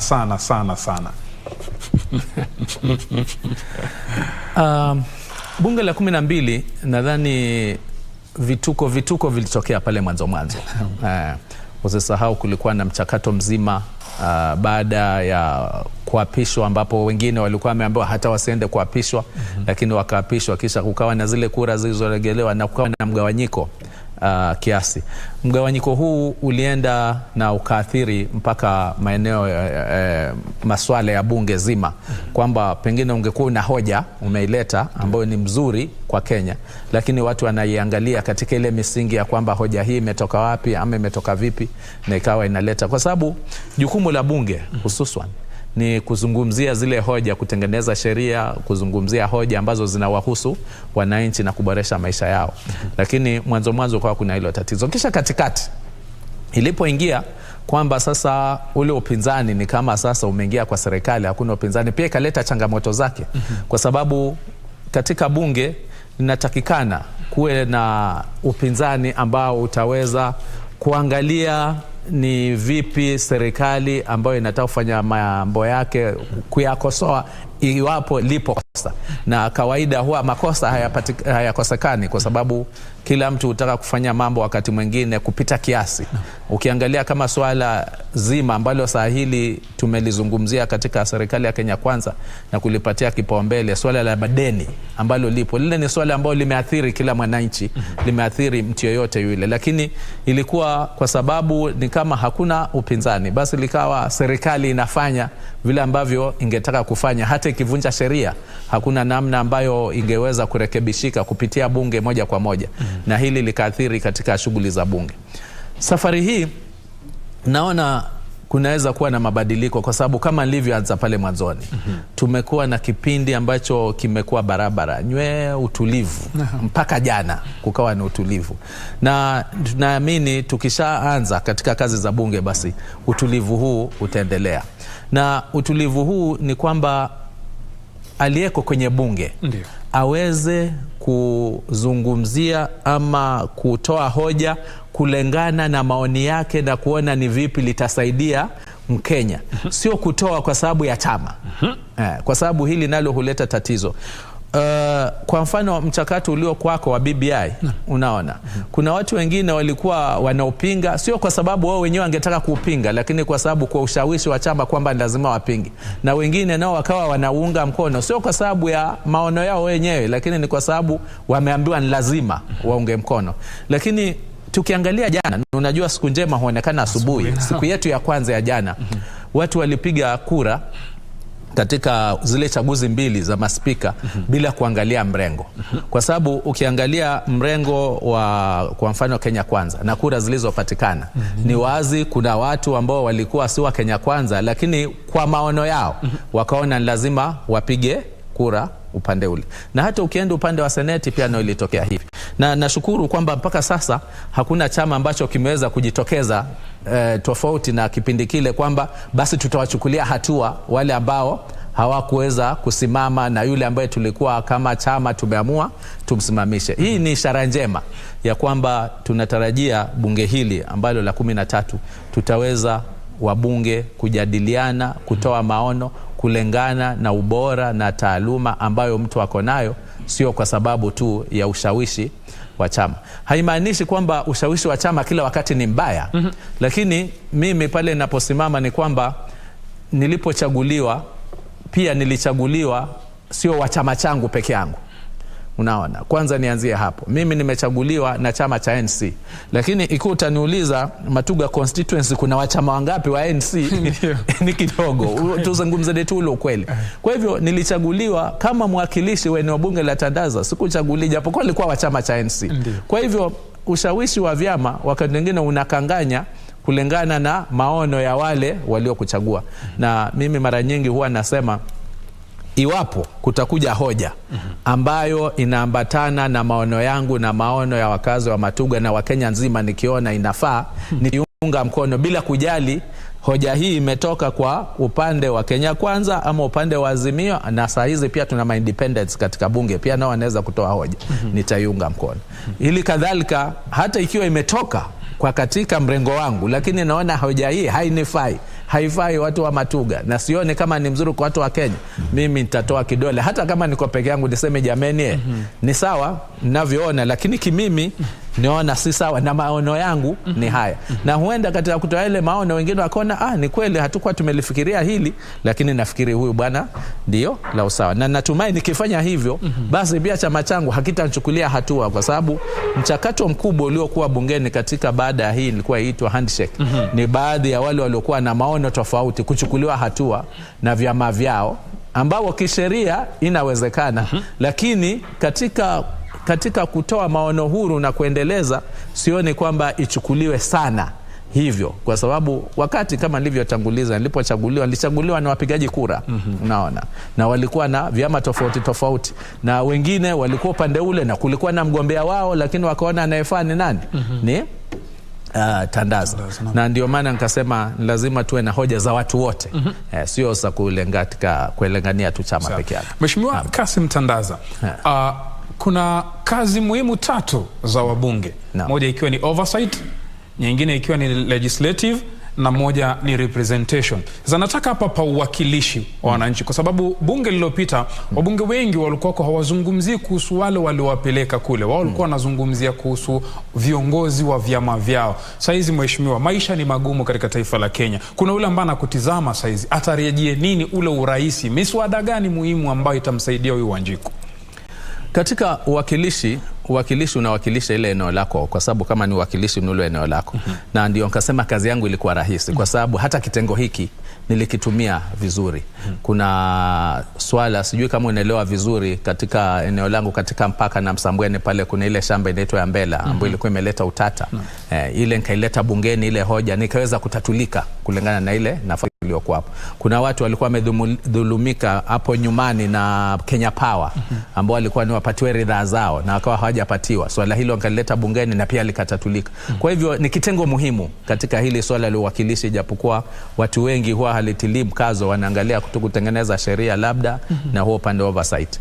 Lakini ni kitengo ambacho ukitumia moja kwa moja kinakupatia ukaribu na wale wananchi, kwa sababu unachukua swala la mwananchi unalipeleka mahali inapofaa na neno linapatikana. Kwa hivyo katika kipindi hiki cha 13 katika uwakilishi, na hili swala la Matuga peke yake ni swala la Kenya mzima. Kwanza ni hili swala la gharama ya maisha. Pili ni hili swala la bei za hasa mafuta kuenda juu. Tumesingizia kwa muda mrefu na tuna bahati wao tukose visingizio. Mwanzo tulianza na corona, pili tukaja na Ukraine, kuna vita. Sasa sijui tutakuwa na sababu gani, na sababu Queen amefariki, wengine tutaanza kusema kwamba kwa sababu Malkia amefariki sasa pia tunaomboleza, pia nimetuathiri sisi, unaona. Hivyo kwangu ni kweli matatizo yako, lakini visingizio, kwa sababu kuna nchi zingine ambacho licha ya kuwa corona ilikuwa nchi nzima hawakuwa na athari ya wananchi kama hii.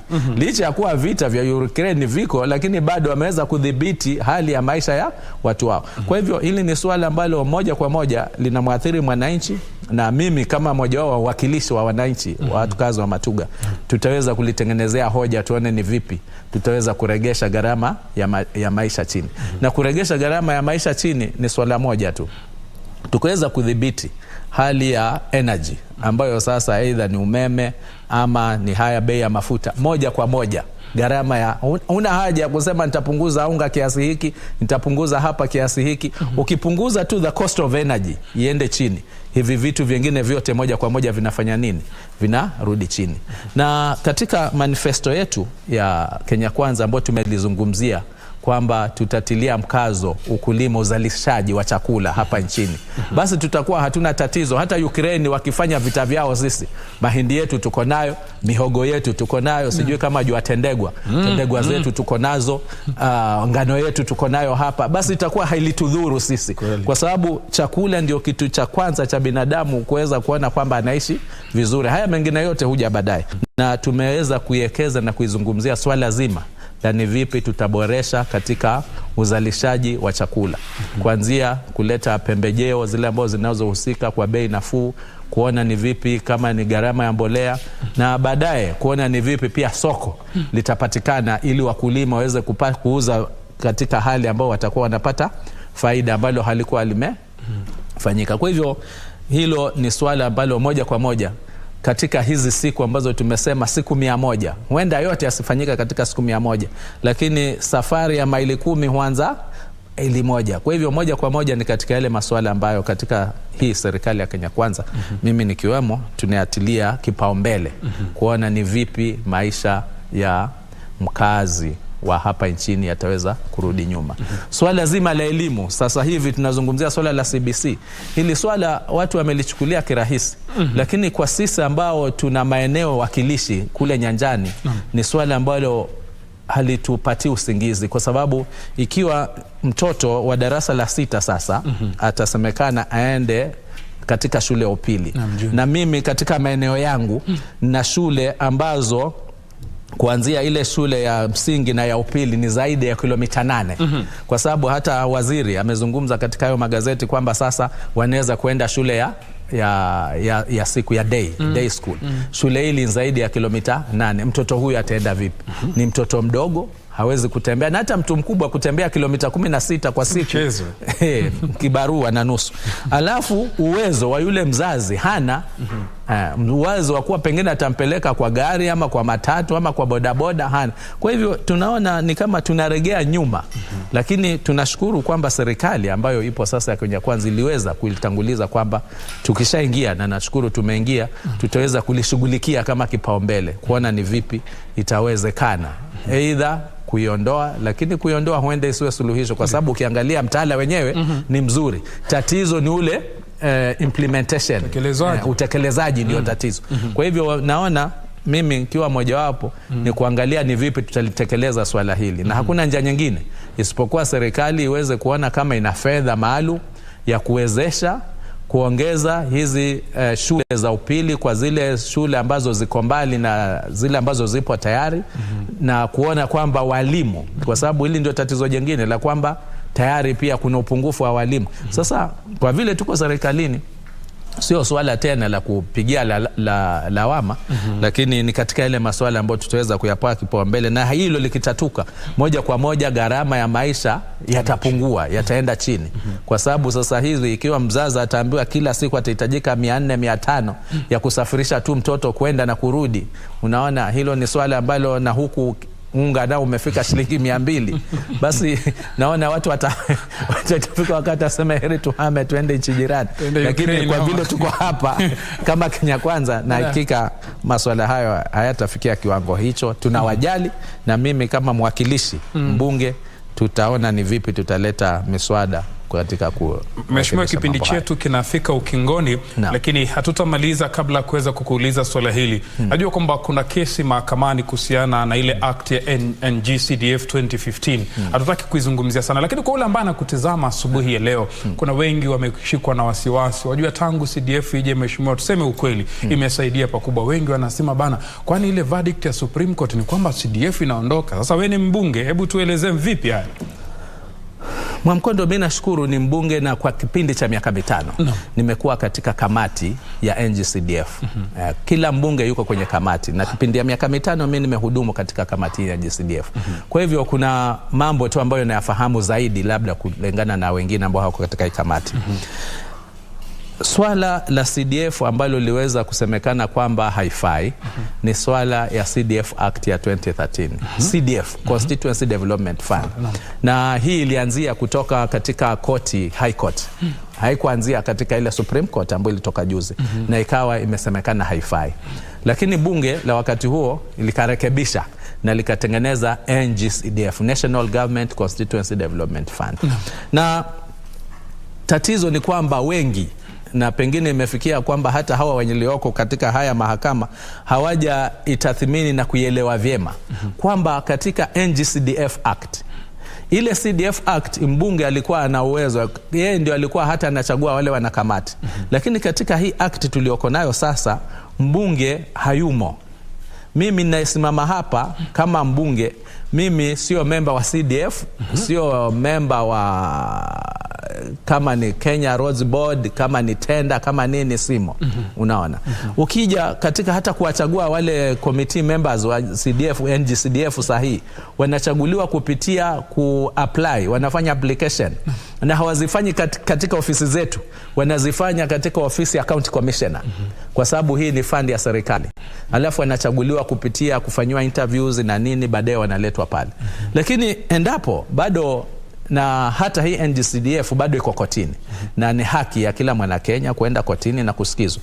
Na endapo basi pia hiyo itaonekana kwamba haifai, moja kwa moja bado upo uwezo katika bunge ya kurekebisha, aidha kurekebisha ama kutengeneza kulingana na vile ambavyo koti, mahakama itakuwa imeamua. Lakini ukweli ni kwamba tunahitaji fedha hizi zifike mashinani kwa masuala ambayo tumeyatanguliza, kwa sababu tumezungumzia tu miundo msingi ya elimu. Lakini ukija kwa upande wa bursaries, watu wengi ninavyozungumza hapa, sitaki kusema ati watu wote wa Matuga, wanafunzi wote wa Matuga wako shule kipindi hiki. Wako ambao bado wako. Na ikifika kwa upande wa serikali haisaidii, kwa sababu waziri atasema msiwatoe mashule. Lakini watoto hawa wakiwa shule ni wale kama vile wako nyumbani bila kulipa karo, haiwezekani. Kwa hivyo ni swala ambalo kwa hali yoyote nataka niwahakikishie Wakenya kwamba either itakuwa ni NGCDF ama itaitwa National Government Ward ama itaitwa National Government Village ama lazima kuwe na pale tunaposimama, na rais wetu amesema hilo, lazima fedha hizi zipatikane, zifike mashinani, zitumike moja kwa moja. Shikilia hapo mheshimiwa, naambiwa kwamba muda wetu haunasi. Kwa sekunde 30, kamera unayoiangalia, zungumza na watu wa Matuga asubuhi ya leo kwa sekunde 30 tu mheshimiwa. Kwanza ni wapongeze watu wa Matuga kwa kuweza kuamua kwamba wao wenyewe wataweza kusimamia maendeleo yao kupitia mimi nikiwa mwakilishi. Mimi si kiongozi, mimi ni mwakilishi na wawakilisha wao.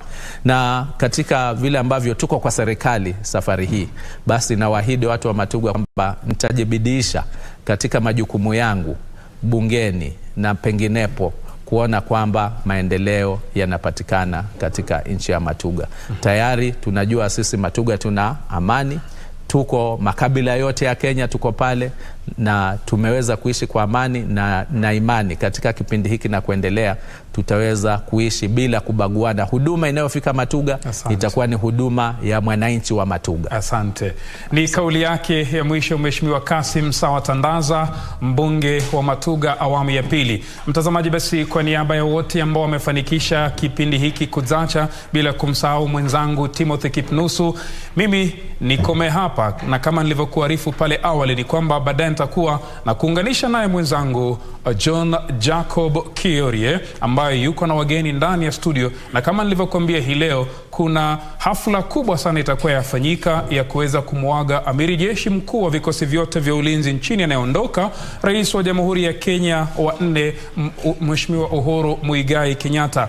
Na kama nilivyokuambia, huwa ni vile anavyopanda kwenye ile Land Rover ya kijeshi alafu anavurutwa hivi. Sisi si wataalamu, wako watu watalichanganua hapa ndani ya studio. Na kama nilivyokuambia, kumbuka huyu ni outgoing president, yule anaingia naye sherehe yake kubwa huwa ni kupatiwa ule upanga wa kijeshi msikilizaji. Alafu kuna kitu kinaitwa presidential standard ambao ni bendera maalum ya kijeshi. Kama umekuwa ukitazama magari sana ya rais, kuna bendera ya Kenya na bendera nyingine. Tutakuwa tunayapata zaidi na mwenzangu John Jacob Kiorie ambaye yuko na wageni hapa ndani ya studio, na baadaye tutakuwa tunakupeleka moja kwa moja katika Ulinzi Sports Complex kule maeneo ya Lang'ata ambapo sherehe hii itafanyika. Zaidi ya yote, kumbuka shirika la utangazaji nchini kupitia runinga zake za kitaifa na redio zake za kitaifa na zinazopeperusha matangazo ya lugha ya mama zitakuletea mubashara sherehe ya kuapishwa kwa rais mteule siku ya Jumanne kutoka uwanja wa Kasarani na naibu wake Rigathi Gachagua. Mimi naitwa Rashid Momkondo, hadi Ijumaa ijayo na watakia Ijumaa njema. Asante sana Mheshimiwa Kassim Tandaza.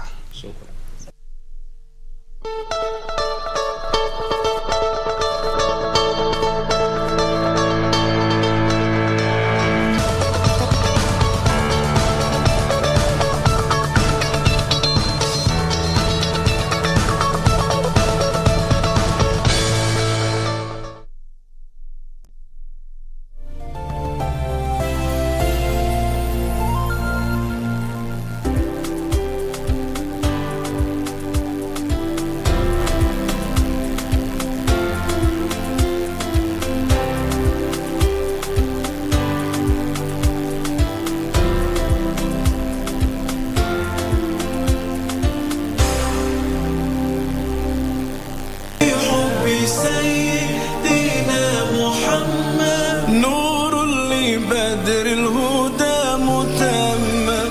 Yani ina maana nchi ama mji ikiwa na amani, unakuta hata nchi zingine zinawadhamini, zinawafadhili sana, zinawaaminia. Muislamu wa kisawasawa ni yule ambaye anadumisha amani, anaepukana na maneno ambayo yanaweza kupelekea kuvurugika kwa amani, na vitendo vyake pia huwa vinahusika na kuhifadhi amani.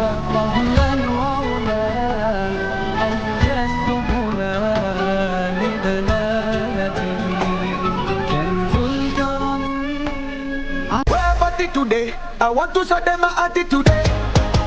Ya bana, ni chuo kikuu cha burudani, mashavu.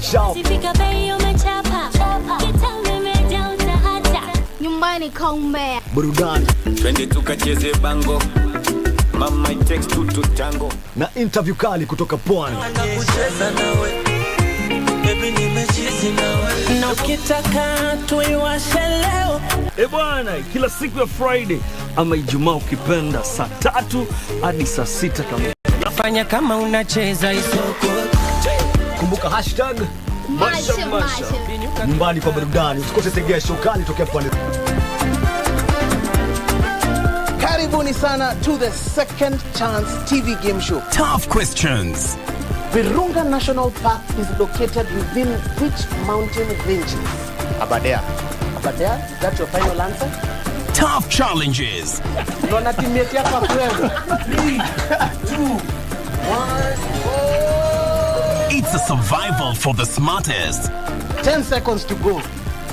Who is the current president of Malawi? Wrong answer. That is the wrong answer. Does it border to the east? Nakuru County. Nakuru County, you get 2,000 bob. Premiering soon on Channel 1.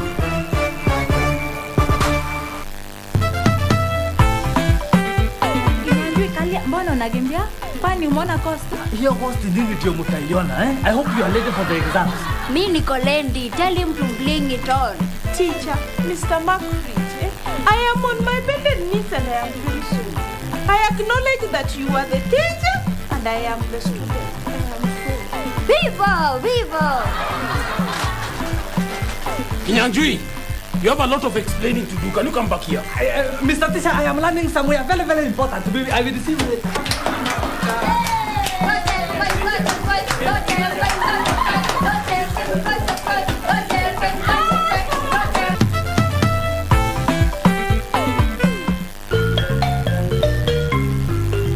Wiki hii kwenye Mkulima tutakuza strawberries na tujifunze mbinu mpya kupanda mimea kwenye kijisehemu kidogo. Tumemaliza.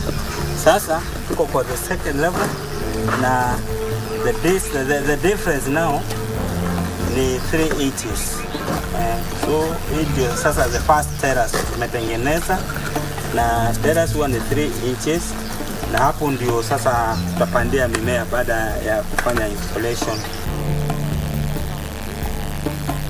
Ungana nasi Jumapili saa 9:30 hapa KBC Channel 1.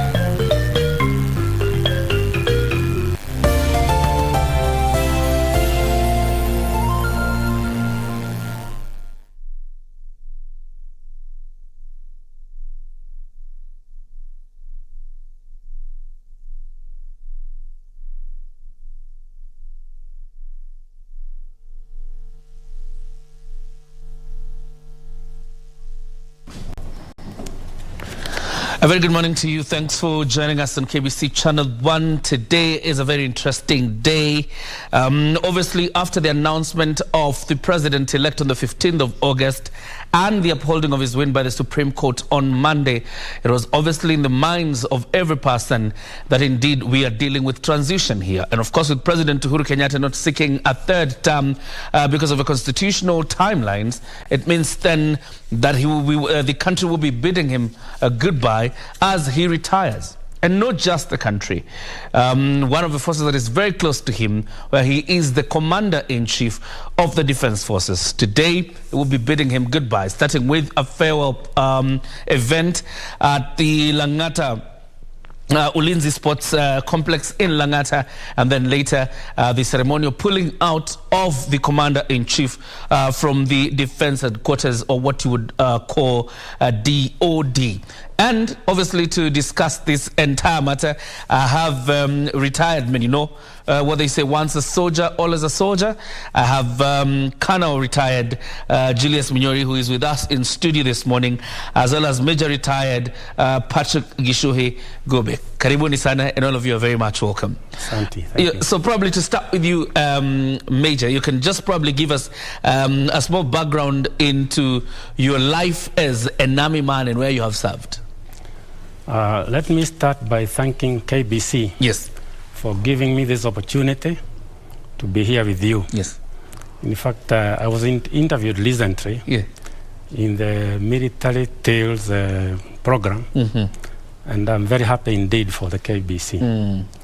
Mine has been a long journey to the military. I joined the Air Force in 1974. And from that time, I served up to 1997 when I retired. I would count myself happy and lucky because I served at the first president of this nation, Mzee Jomo Kenyatta. He's the one who commissioned me in 1975 at our Armed Forces Training College in Nakuru. After commissioning, I went for further training, and this I will narrate later as we move on. Also, I worked at our second president, Mzee Moi. And in fact, I didn't only work for him as the commander-in-chief. I flew him for a long time, and as a VIP pilot, together with another gentleman. Unfortunately, he's late now, Colonel Joel Soso. He's late now. And also there is Lieutenant Colonel Wino, who is retired. He's in Western now, either growing sugar or something, sugar cane or something. Okay. Also, apart from flying Moi, who was our commander-in-chief and a father. In fact, we used to fly him to Kabarak.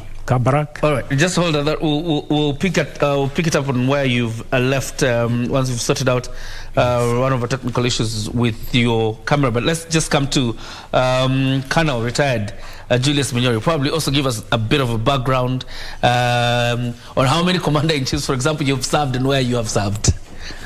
Thank you very much, and also allow me to take this opportunity to thank KBC for inviting me. I was invited here through the Global Center for Policy and Strategy, where I am currently the non-residential research fellow. My journey also has been long in the KDF and also Air Force. Both of you are from the Air Force? Yes. Yes. Okay. I joined 10 years after my colleague, and I found them as senior officers there. But I joined as a very young man. I joined at the age of 18. So I had quite a long stint in the KDF. I worked various places. I worked as an air traffic controller for the KDF before transiting into training. Became a trainer. I've had my highs and lows, but mostly highs in the KDF. I would say that if given an opportunity to serve again, I would still join the KDF. And I've also had opportunities, a lot of opportunity to do a lot for this country and to travel the world. So yes, it's been an honor to serve. Oh, absolutely. Yeah. So when did you retire? How many commander-in-chiefs have you served? I have served, I would say, 3 commander-in-chiefs. Okay. I have served under Moi, His Excellency, the late President Daniel Arap Moi. And then I also served under His Excellency, the late Moi Kibaki. And I've had the opportunity to serve. And so, actually, with a lot of pleasure, under the current and outgoing Commander-in-Chief, His Excellency Uhuru Muigai Kenyatta. So I've had a journey that has spanned over 30 years in the KDF. So for me, yes, the experience has been wonderful and rewarding. Okay. Yeah. Got an interesting one there in terms of the service of these two men, and having served the Air Force, quite an interesting one. And we'll be spending a lot of time, obviously, to understand the ceremony that is being held today. There are two ceremonies. One begins in the morning in probably an hour's time. That is at the Langata Sports Complex. That is Ulinzi Sports Complex in Langata. And then later it will be the ceremonial pulling out of the outgoing Commander-in-Chief. That is President Uhuru Kenyatta, who has been the Commander-in-Chief for the last 10 years, because on Tuesday there will be a new Commander-in-Chief. Probably to get back to you, Major Retired, so you can continue with where you left in terms of your service for the nation. Yeah, I left when I said I also served our second president, Daniel Moi, and I flew him as a VIP pilot for quite a long time. Yes. With my colleagues, as I mentioned, the late Colonel Joel Kisoso. There is Colonel Wino, who is retired in Western now. Either he is growing sugarcane or something. And at the same time, we had a chance to fly our third president, Mr. President Mwai Kibaki, when he was a VP. I didn't fly him as a president. All right. Because I retired in 1997. And in short, I would say I've had very colorful memories for the military. I served till I retired honorably. And I'm enjoying the discipline and whatever I gathered in the military. I'm a very proud man. Yeah. I'm happy. Absolutely. And we'll talk about each one's service and how, our military ranks, because it's one of, the highly rated militaries across the continent. But first of all, let's talk about today's ceremony. Kana, tell us about the significance of these two ceremonies this morning and the other one in the afternoon. Yeah. The military is a unique organization. The military is steeped in traditions. And these traditions is what really anchors what my colleague just spoken about, the issue of discipline. And therefore, whatever the military is going to do, it has a tradition. Today, or when a new commander-in-chief or a commander comes on board, there are some traditions that have to be followed. And like I've said, these are the traditions that have helped grow that discipline that everybody talks about in the KDF or in the military. So, for example, today when His Excellency the President will be going to Langata Barracks for the first phase of the farewell party, or the farewell ceremony. Really, it's not a party; it's a ceremony. For the farewell ceremony, it will be in tradition, in pursuance of military traditions. The significance being that the commander-in-chief of the Kenya Defense Forces is the highest ranked officer. If you look at what you see on the lapels, he has 5 stars. That is the highest rank that one can reach in the military. So the commander-in-chief, when he's about to transition, he is granted certain traditional certain traditions. He is granted respect, and in the military rank is respected, highly respected. And when the commander-in-chief, who is the highest ranked officer, is about to leave, there are those traditions that must be complied with. Therefore, the first phase of today's farewell party or farewell ceremony for the outgoing commander-in-chief, His Excellency Uhuru Muigai Kenyatta, it is going to be first and foremost in recognition of his service to this country. He has served this country diligently for the last 10 years as commander-in-chief and president. Remember that the president of this country wears two hats. He has the sovereignty hat of actually leading the entire country in terms of civilian population, and then also the heart of the commander-in-chief. So when the KDF will be recognizing the president, they will be recognizing him in two phases. Because you also realize is that we, as the military, we are not unique. We come from the people, and therefore we are part of the population. And therefore, the recognition will be in two phases, and the first phase is whereby now the KDF will go out of its way to show gratitude, just normal gratitude that our leader is shown, and the respect that goes with it. Okay. Yeah. And we'll talk about the second phase also. But Major, very quickly, in terms of the farewell, because sometimes when a chief, either probably a managing director or probably a colleague is leaving us, the farewell party or the farewell ceremony we do is typically about enjoying and probably a package for the colleague, and then they leave. Tell us typically, what is the farewell ceremony? What does a farewell ceremony for a commander-in-chief entail?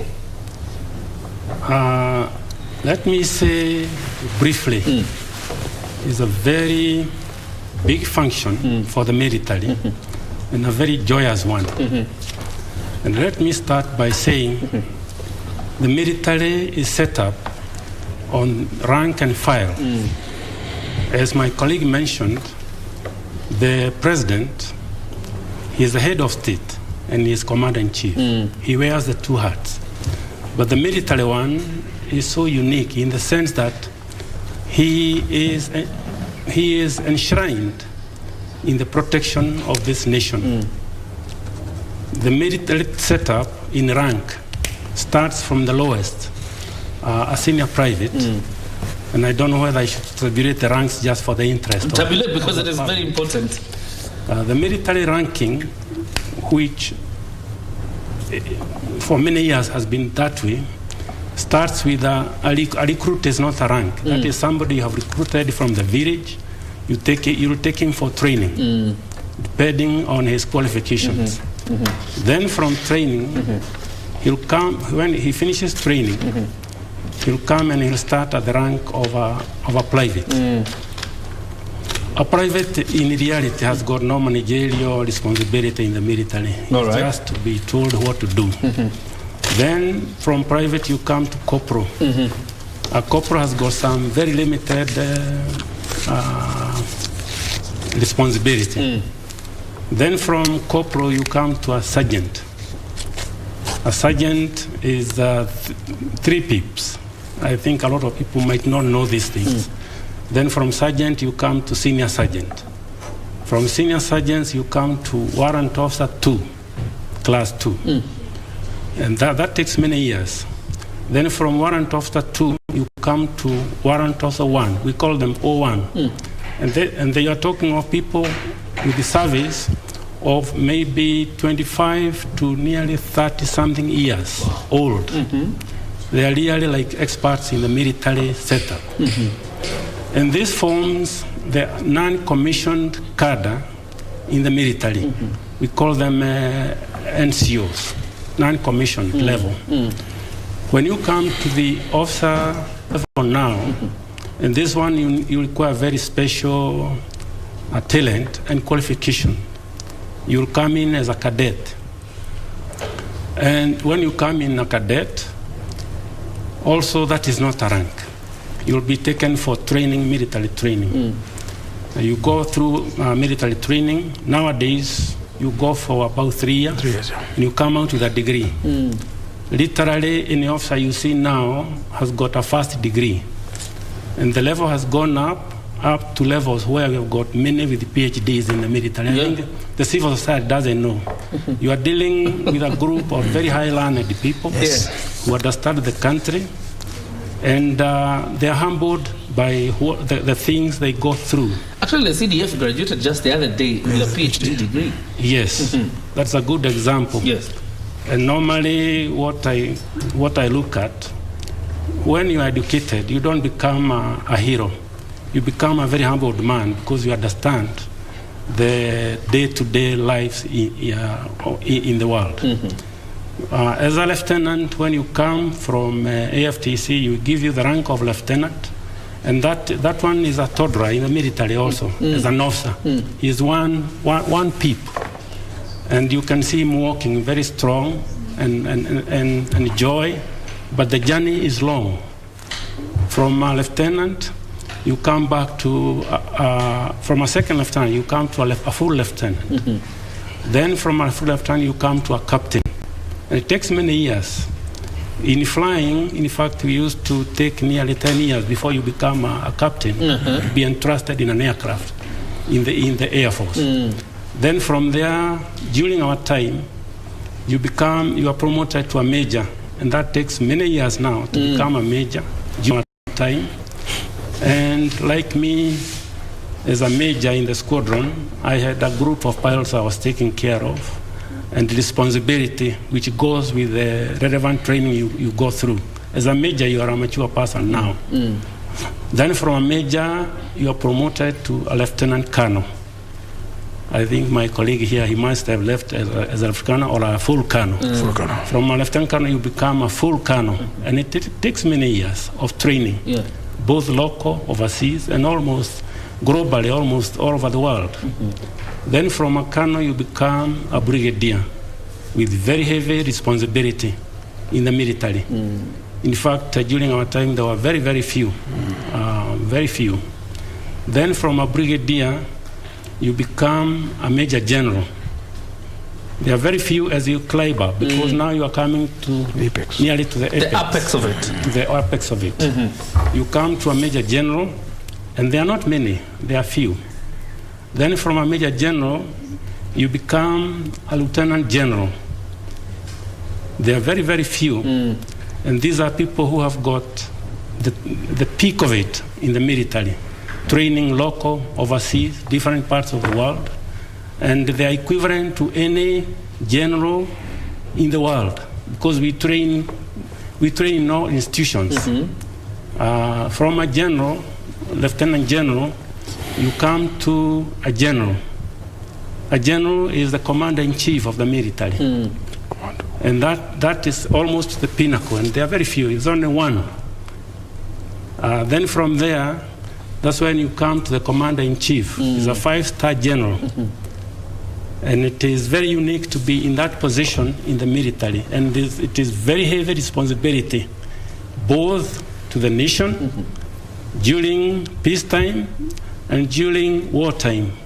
I don't want to go deeper into this because it's a very long journey. And today, as you asked me, it's a very joyous function for us to say goodbye to our outgoing commander-in-chief. He has done a wonderful job. And also, maybe later on, I think on Tuesday or something, when the new commander-in-chief will be sworn in, we shall salute him. Let me say something which is very unique here, which is not known by many citizenry. Military has got nothing to do with the politics.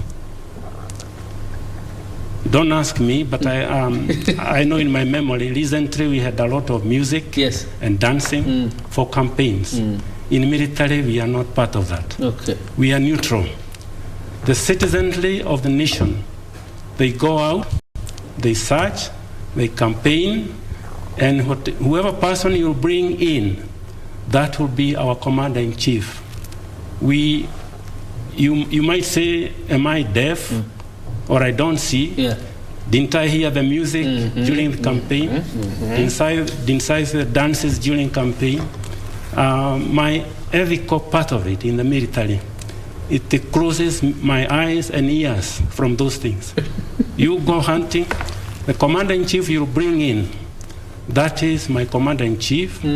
That is the man I will live with, and I'll give him all the honors and respect entitled.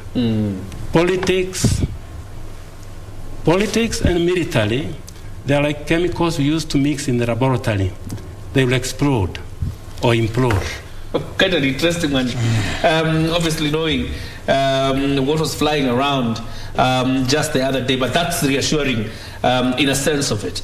Coming back to the ceremony today, kind of retired. Who is supposed to participate, particularly the farewell part? We will get to the pulling out of the outgoing commander-in-chief. But the ceremony this morning, the farewell, who is participating? Because Major has given us the ranks in the military from entry level. Is it everybody from entry level who participates in the farewell of the outgoing commander-in-chief, or there is a rank that participates in it? Thank you, Kiori, for this question. But before I go there, there's something I would like to highlight something maybe. Okay. You realize that as the ranks begin, you still to the lieutenant, and then as you go up there, you get a major general being lower than a lieutenant general. So let me ask, how come? Well, that's the structure of the military. It is in recognition of how you start and how you end. So having said that, I would want to come to focus on your question. Yes. You're asking who is going to participate today? Yes. Of course, the guest of honor, the chief guest is the commander-in-chief.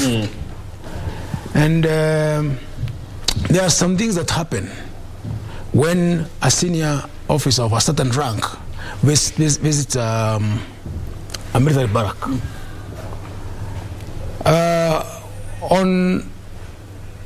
On going to visit a senior military officer, going to visit a military unit, he is accorded certain rights, and these rights include inspection of guns of honor. Okay.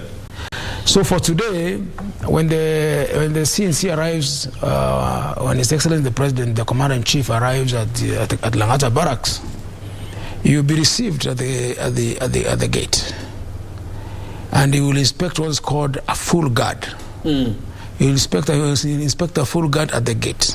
Do we expect him to board the CNC vehicle that normally awaits him at the gate? It's expected that he will use that vehicle to proceed to the venue, and at the venue, then he will be received by the commander of the defense forces and the minister, the cabinet secretary for defense. These dignitary, and of course, when they are there, the entire entourage of the civil authority will be there. So when he inspects that guard of honor, the full guard, because there are several types of guards. There is the full guard, and then the half guard and quarter guard.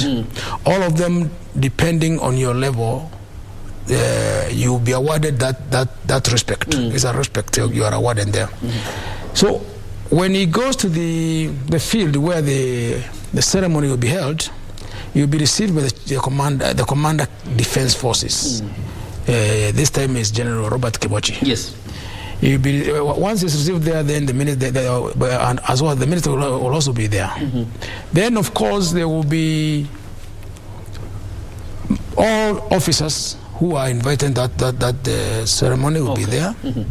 There will be what he called warrant officers. Officers, the commissioned officers will be there, and most of them will be very senior officers, brigadiers, colonels, majors, and all that.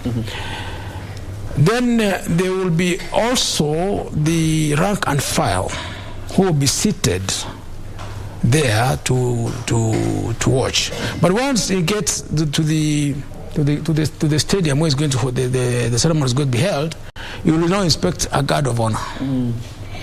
He will inspect a guard of honor.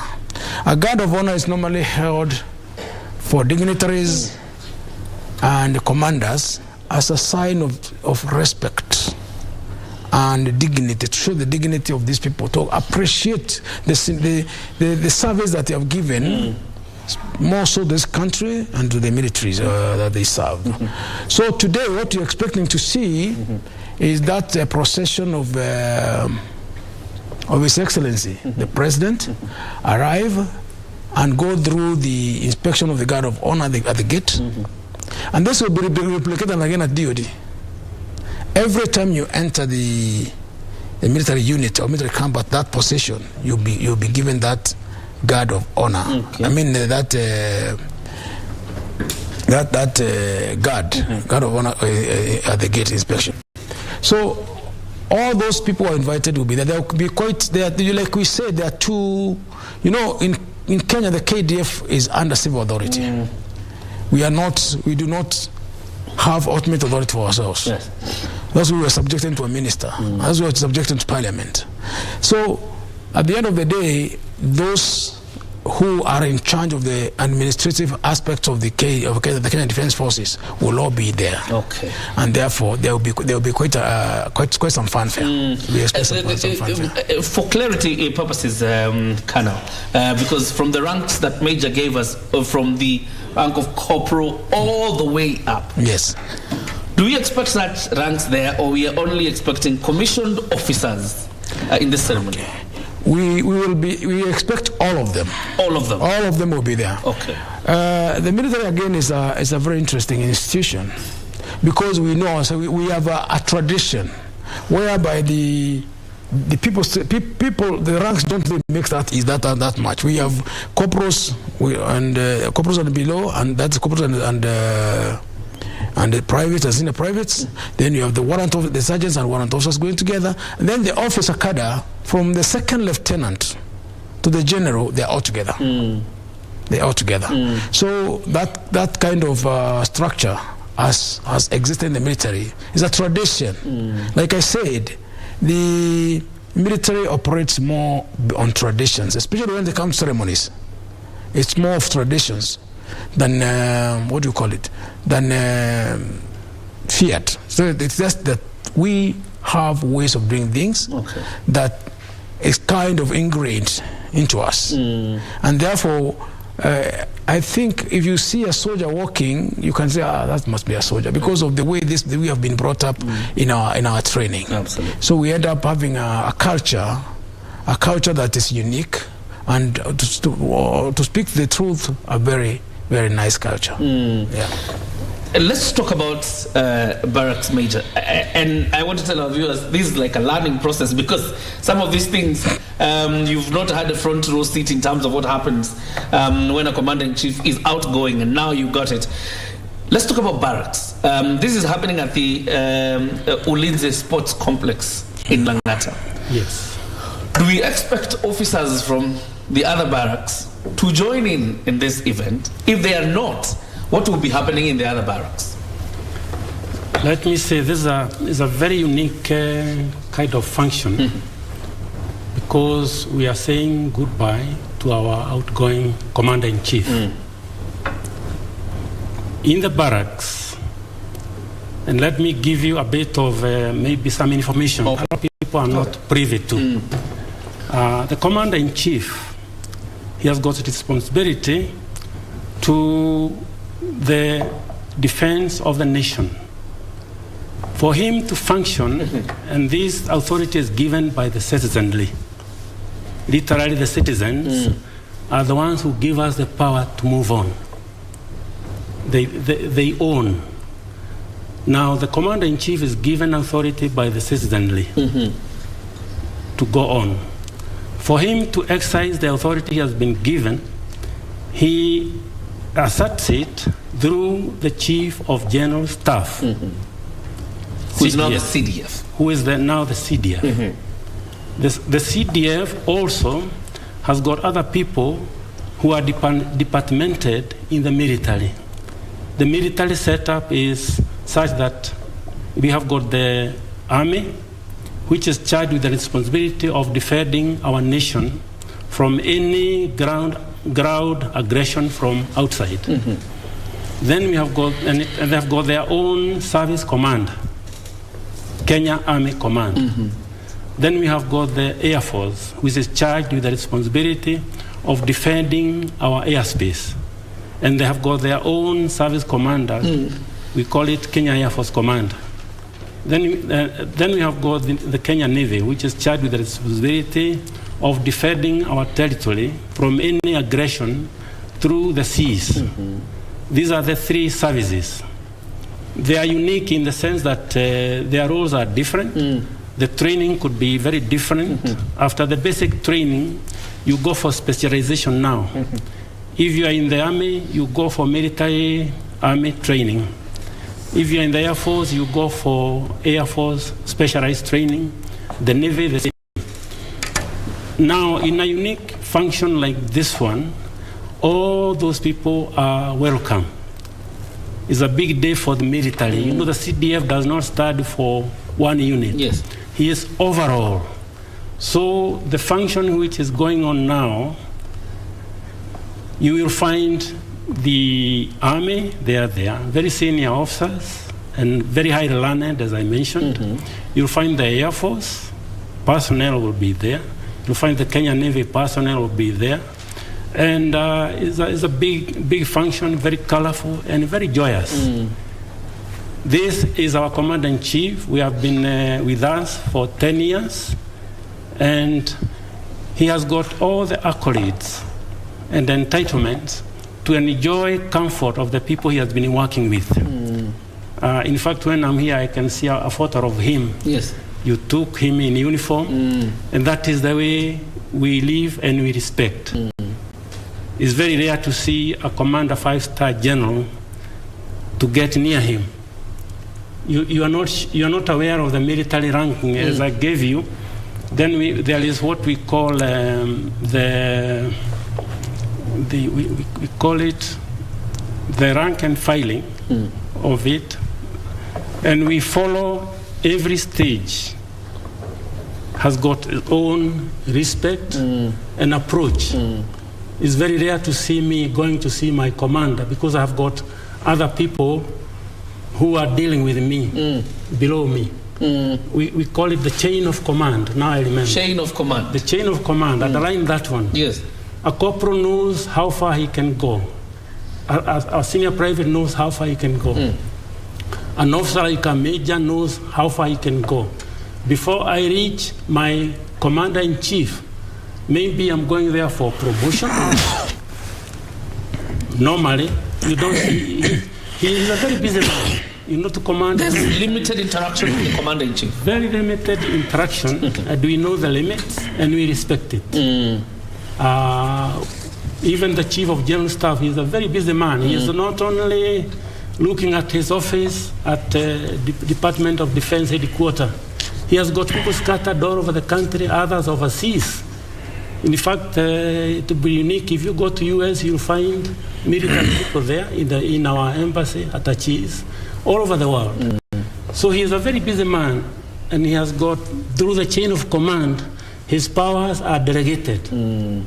So to see the C today, the 5-star general, even myself, I'll be very much excited to shake his hand. That is the way it is. So, what will be happening at barracks, other than Langata barracks?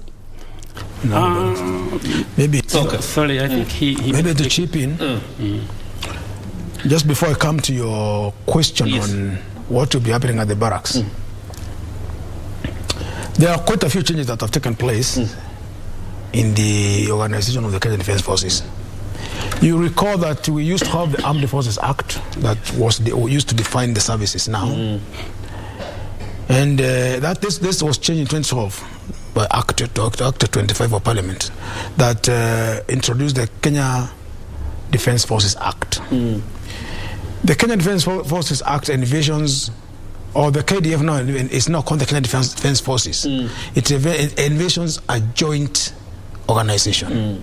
Yes, comprised of the 3 services, comprised of the service commanders Major spoken about, but now it envisions a situation of jointness, where because of the nature of operations that KDF has to carry out, there is no way that one part is going to operate on its own. So we know the KDF now became a system, whereas the Army is the largest and it has the biggest roles.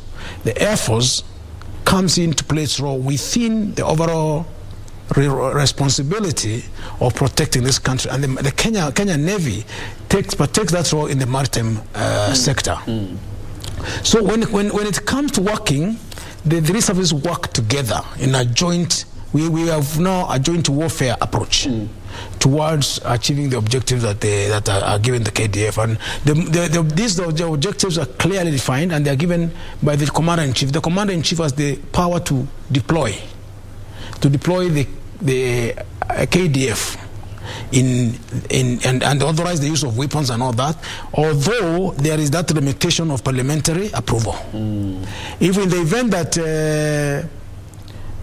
there is a requirement for deployment without the approval by Parliament, there is a specified period of time by which the Commander-in-Chief must inform Parliament. And one of the cases, if for example, there's a requirement for deployment and the Parliament is not in session, that doesn't mean that Kenya will go to the dogs because the Parliament is not in session. If the requirement is a requirement that now the Commander-in-Chief can deploy and inform the Speaker of the Parliament, who will take the necessary actions to call in Parliament so that it can actually legalize the process.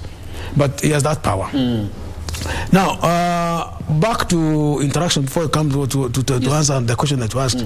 Interactions are very, very structured. Very structured. That's the one I want to use in the KDF. The lowest level of command in the KDF is that of a corporal.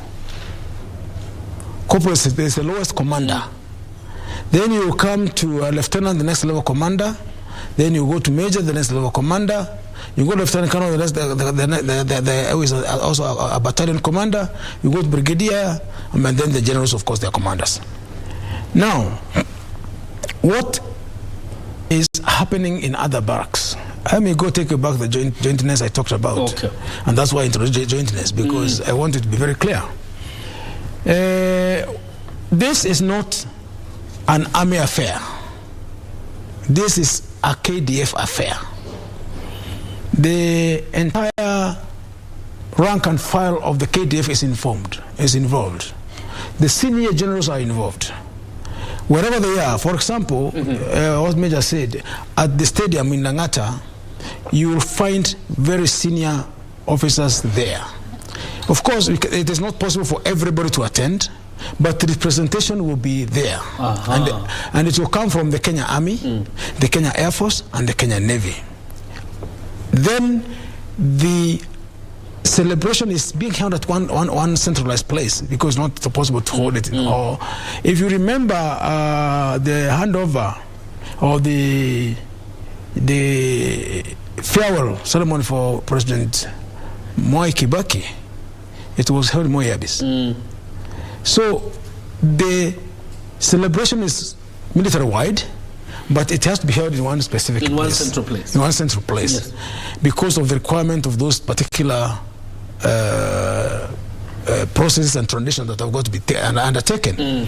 So at the end of it all, the celebration will be the KDF-wide. Every unit, every formation will be celebrating this.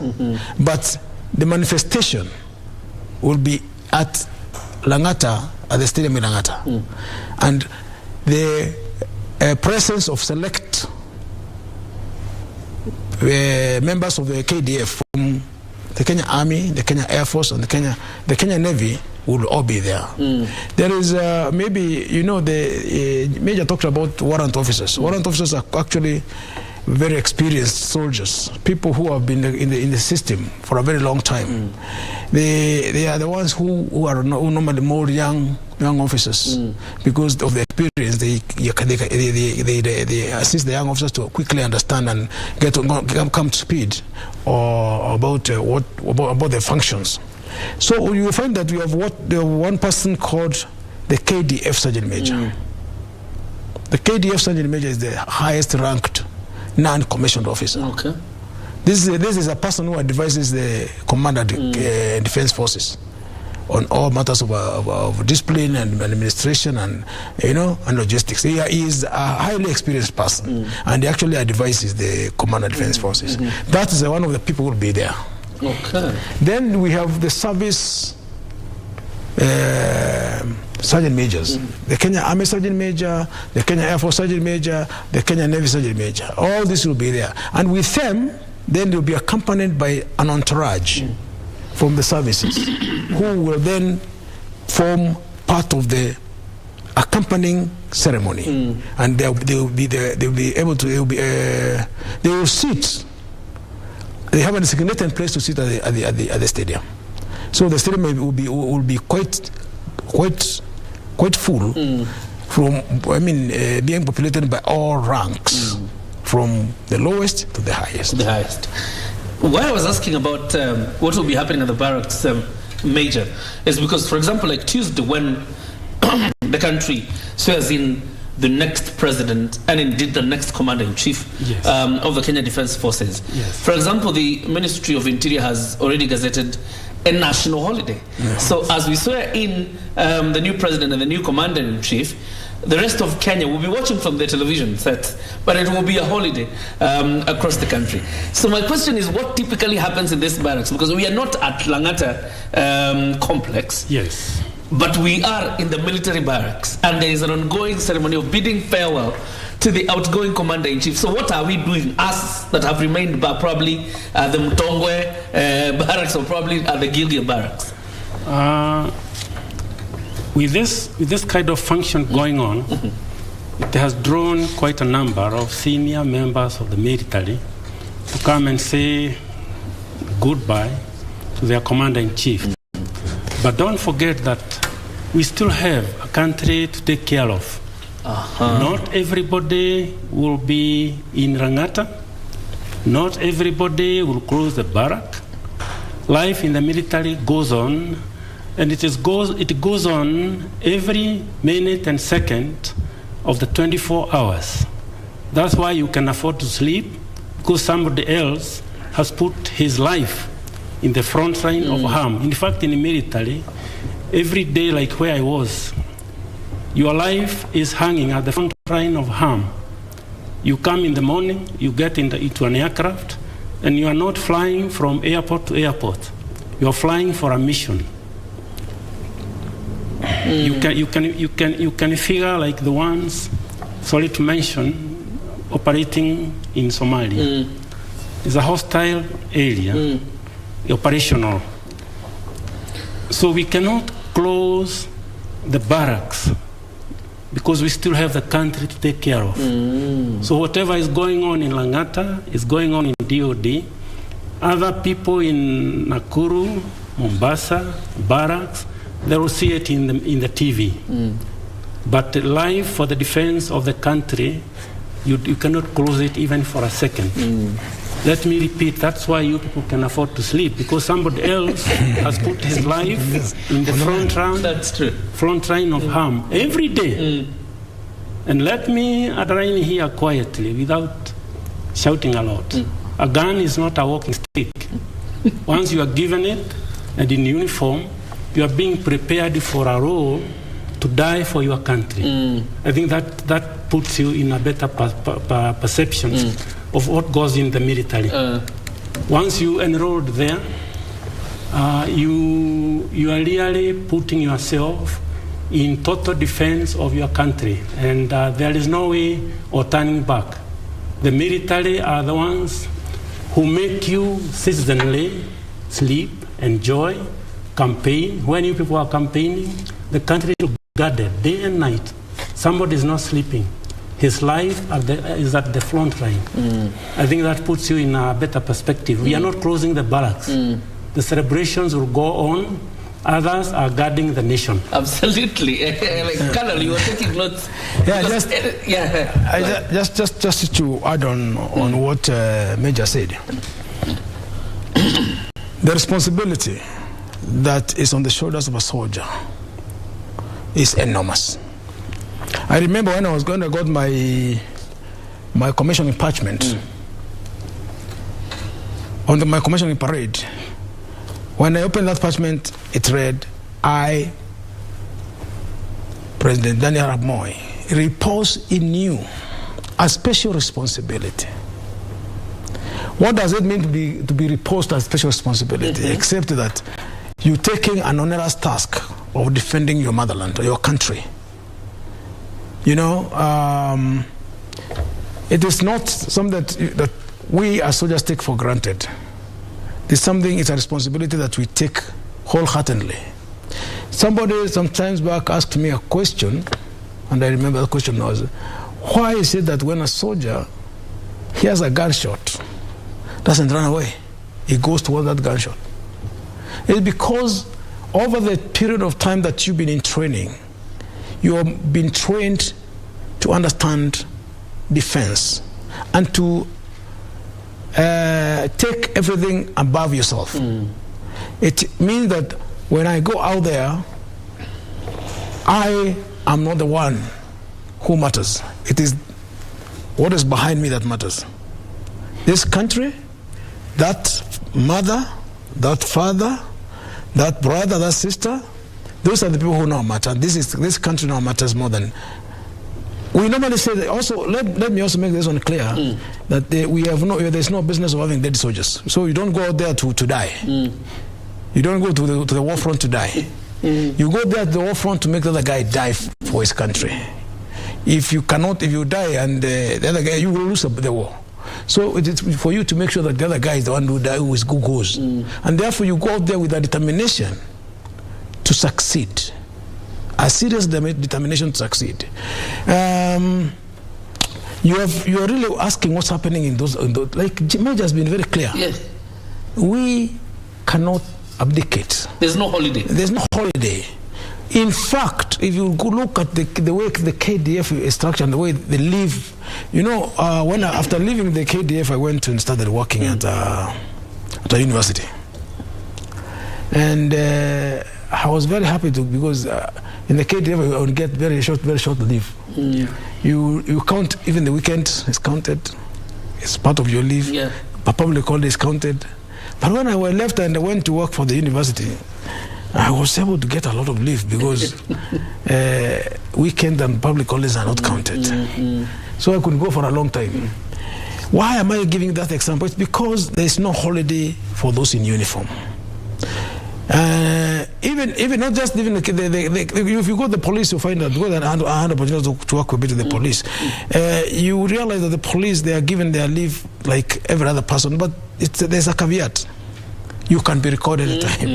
You can be recorded anytime. Yes. So if there's a problem of insecurity, those in uniform do not have that luxury, because that insecurity is going to affect security directly and harm you. Yet there's somebody enjoying taxpayers' money to do that job. So the KDF has gone ahead and instituted among the people the need to protect the country. Barracks across the country today know that the commander-in-chief is being bid fell. There's a ceremony in Langata, and they have representation.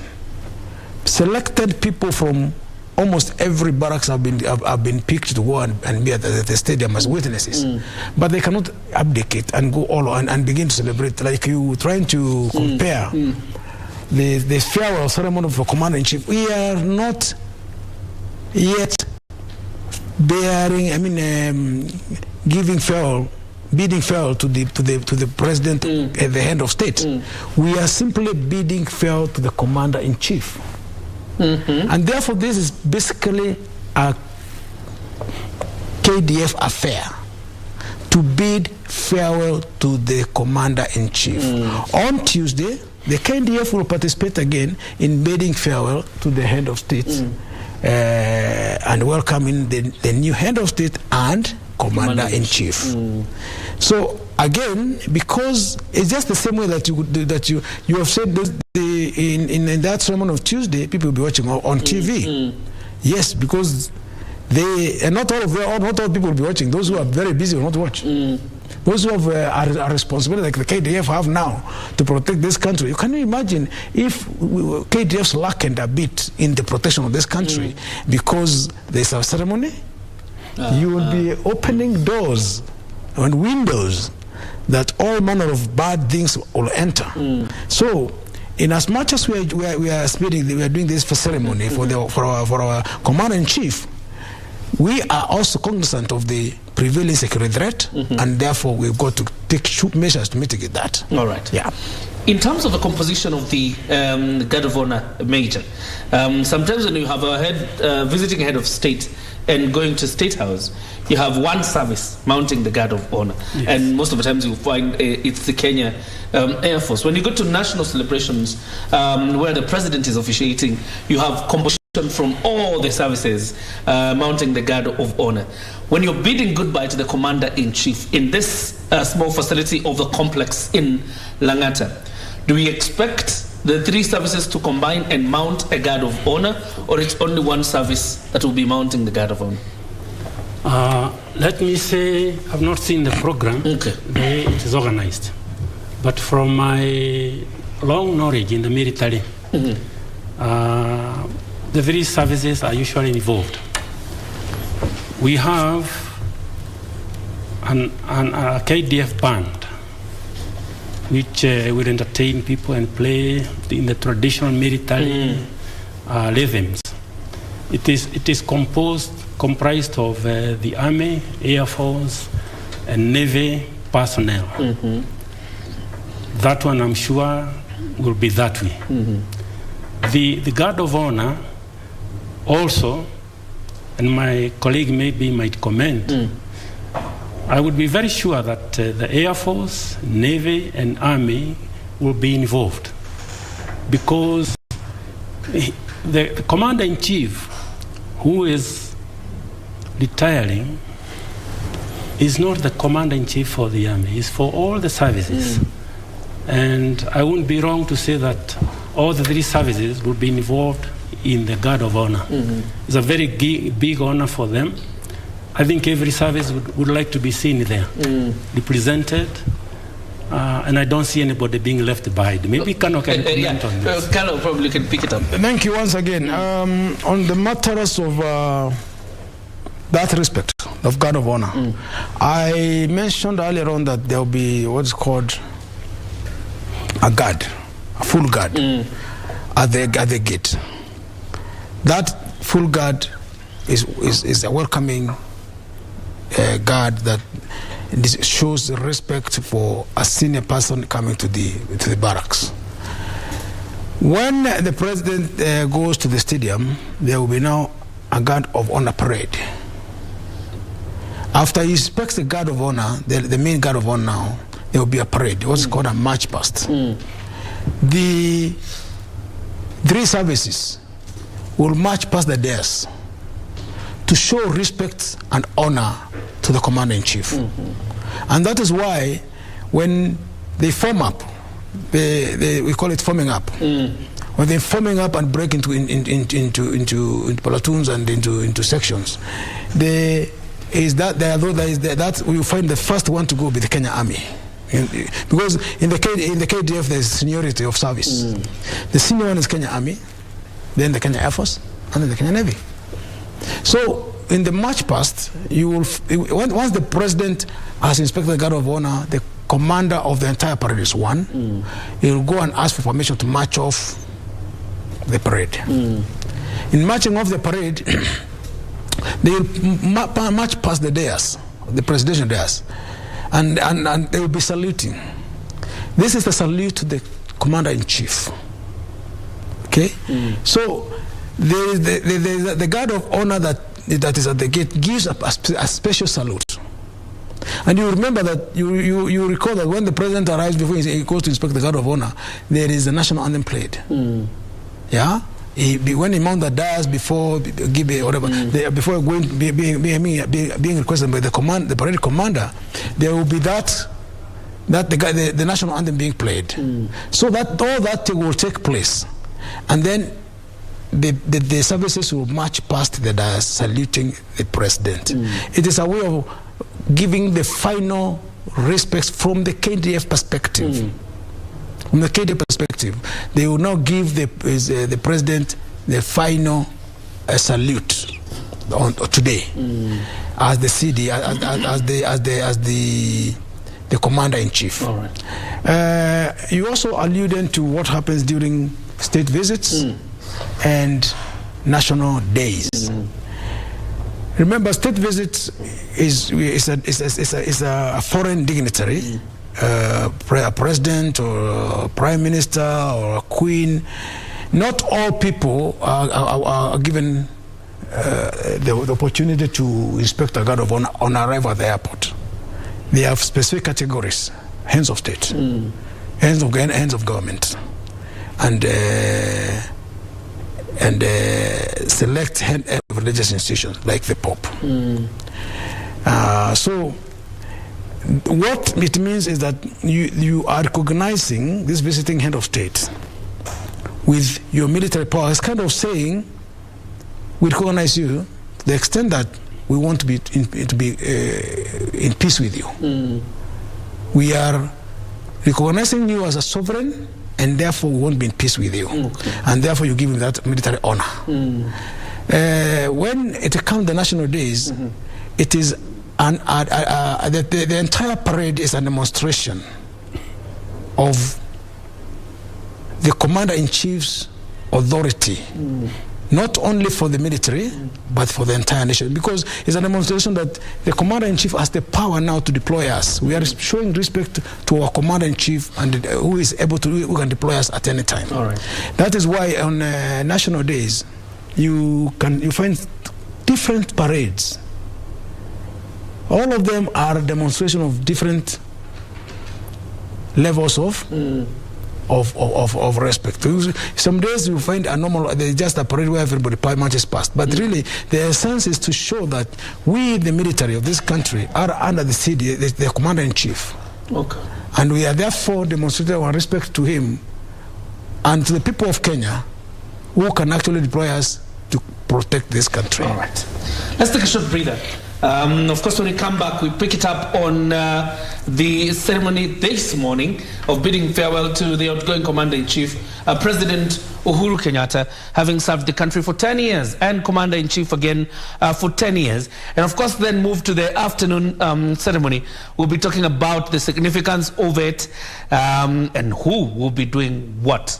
Don't go too far, we're coming back in a minute.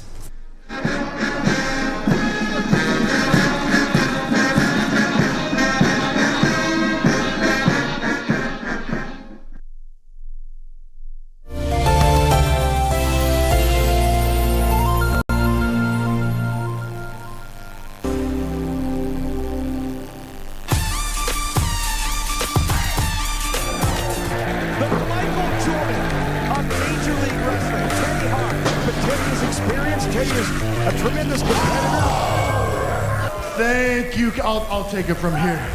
Because I am your first ever national champion.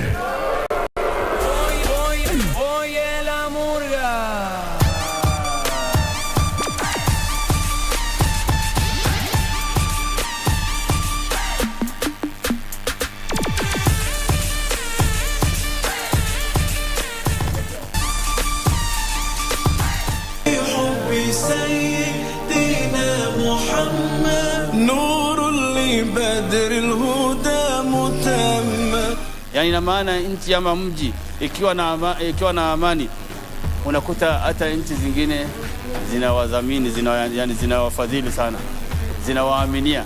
Muislamu wa kisawasawa ni yule ambaye anadumisha amani, anaepukana na maneno ambayo yanaweza kupelekea kuvurugika kwa amani, na vitendo vyake pia huwa vinahusika na kuhifadhi amani.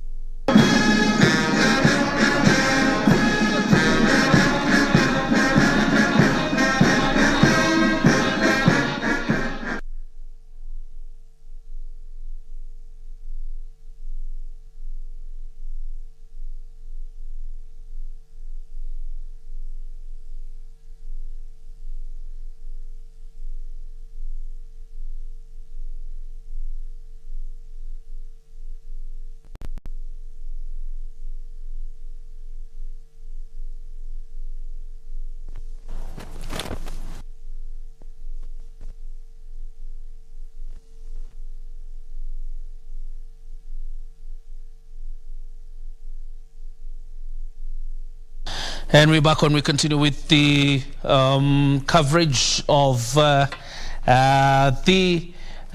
outgoing, or rather the ceremony of the outgoing Commander-in-Chief, President Uhuru Kenyatta, obviously as the military of the Republic. The Kenya Defence Forces bids him goodbye.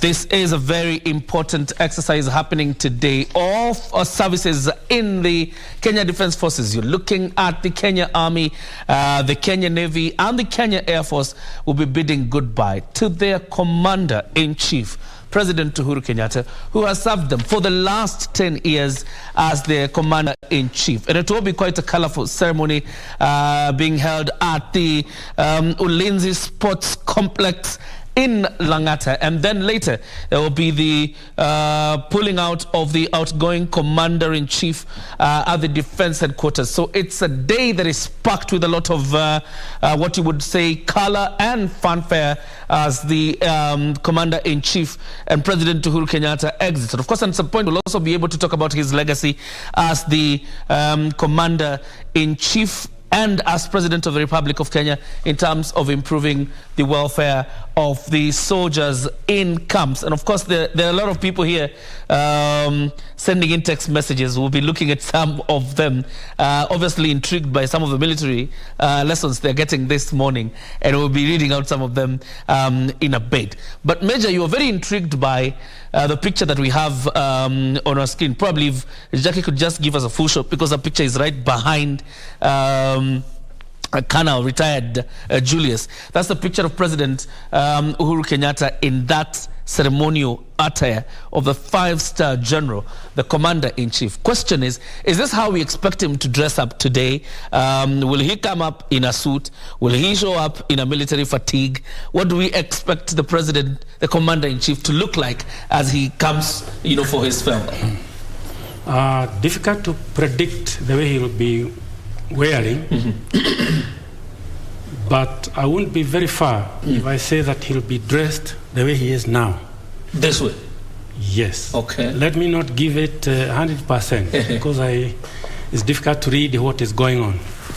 But what you see, the uniform he is wearing is called number 1 dress in military. The military has got very many uniforms and dresses. This is called number 1 or ceremonial dress. And normally it is not worn this way unless there is an occasion in the military. It's not a routine kind of uniform. And as I can see in the picture, it is something to be very proud of. On the shoulder you can see his ranks. That signifies 5-star general. The ranks he has. Nobody else in this country has got that rank. That's the highest. It's a 5-star general. And for our civil society, it is difficult to depict these ranks. People see them, but they have got their own meaning. People in the barracks, they know how, especially the uniformed people, they know, and they are trained from the school who is wearing what uniform. You'll see, if I walk with you and I'm in uniform and soldiers are seated there, you'll see them stand up and salute me, depending on the rank they are seeing. Also, if I walk with you, I may meet my colleague here. He is a rank or 2 above me. I'll salute him, but you won't know why I've done it. If I am not wearing a hat, there's a way of saluting in the military. You stand up and you freeze till the senior officer passes. You might have seen it in the military. Yes, it is within our tradition. Yes. And the civil society might not know these things. But for the military, it is taught from the very basic at the training school, so that you drilled to know the kind of ranking and the people who are commanding you or the people you are commanding. So let me not go deeper into military ranking, because I gave you the profile. It is long. It is another lesson now to know when you look at the shoulder, you see one person with a star, another one has got 2, another one has got 3 stars, and another badge with the swords. It is difficult for a civilian to know. But in the military, we know what it means and the level of that person in the hierarchy, the chain of command. I go back, that is the one I gave you. All right.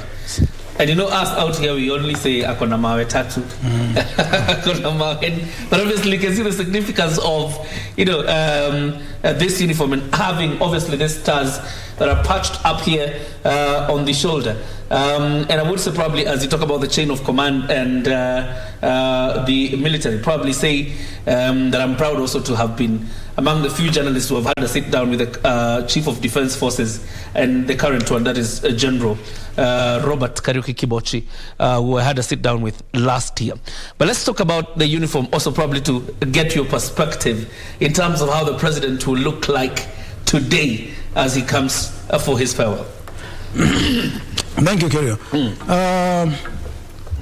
I want to say that His Excellency the President, Uhuru Kenyatta, has been one of the biggest, I don't want to say admirers or the biggest partakers of the military position. We have seen President Uhuru Kenyatta dressed in all the uniforms of the KDF, Yes. which is a wonderful thing, because what you're seeing here is the red tunic of the army. Yeah. This is an army uniform. It is a ceremonial dress for the army. But like Major said, it's almost impossible to predict what he'll be dressed in today. He could choose any of the ceremonial dresses that are available to him, because the army, as the commander-in-chief of the Kenya Defense Forces, is at liberty to choose any uniform from any service. And therefore, if he chose to dress up in the army uniform, he will be dressed like this. If he chooses to dress up in the Air Force uniform, you'll be dressed in the Air Force blue, with all the accompanying decorations and epaulets. Okay. Then, if he chooses to come in the Navy, he'll be dressed like the gentleman in white there. Yeah. But the Navy has several uniforms. They have, I think, from number 1 to number 5. They have several uniforms. Sometimes you find them dressed up in black. Oh, yeah. with their ranks, so the stripes on their hand, on the arms. So the dress that the commander-in-chief will choose today will be very significant in my view. Not because it would mean any other service, but most likely it will be showing the seniority of the service. Okay. And therefore, if it goes that way, it will be the army red tunic that you will use. He may also choose that for this occasion, he can go in a suit.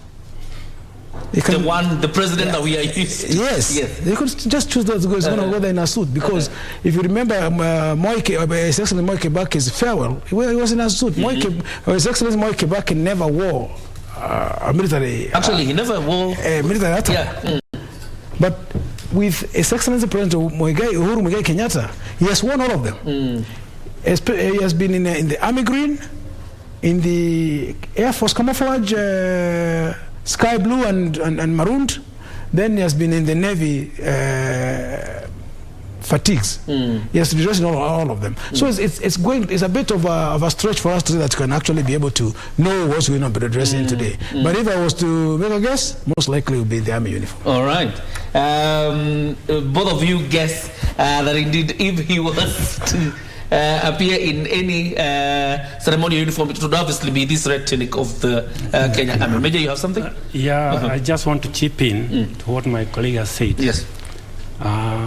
Today being that kind of a ceremony, the one I can assure you without any doubt is that any senior officer who will be there at the dais with the commander-in-chief will be in their best dress, number 1 for their services. If it is the Air Force, they'll be wearing the Air Force blue, number 1 dress. If it is the Navy, they'll be wearing their number 1 dress. If it is Army, military, army, they'll be wearing their number one dress. So there is no question that anyone will be there in a suit who is serving. They'll be in their best number one dress. That one I can give assurance.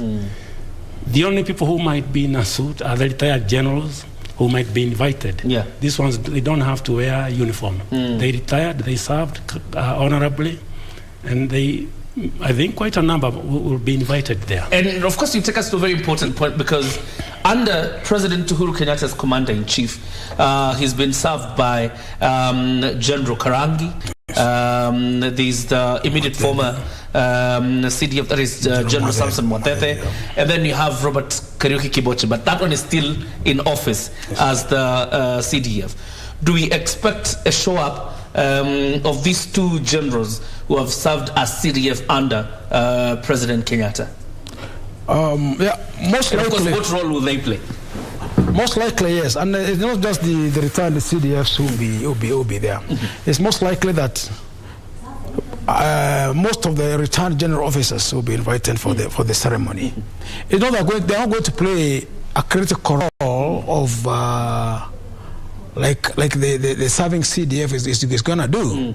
What is going to happen is that these general officers are invited in recognition of their service. You know, Major said here, to get that rank of a general, it's not a walk in the park. So these general officers will be invited as part of recognition of their service, and more so in solidarity with the retiring commander-in-chief. Okay. So I would want to actually argue that the invitation is more so symbolic that all generals retire. Case in point, these generals have retired. General Uhuru Muigai Kenyatta, because a general, is retiring. His cohort will be the retired generals who have gone before him. Therefore, they will be colleagues. You'll be able to see colleagues in retirement. It will be a show of extension of what happens outside the uniform. Because we are celebrating His Excellency the President in uniform. So what then happens outside in uniform? You'll be able to see retired General Karangi in suit. And you will see retired General Mwadhedhe in suit. You will see retired General Kianga in suit. And as a fellow general, will be joining his fellow generals out there in suits. So basically, when they invite them, they are there to show solidarity with a retiring general. Let me ask a silly question while I take there, because these men were generals in uniform.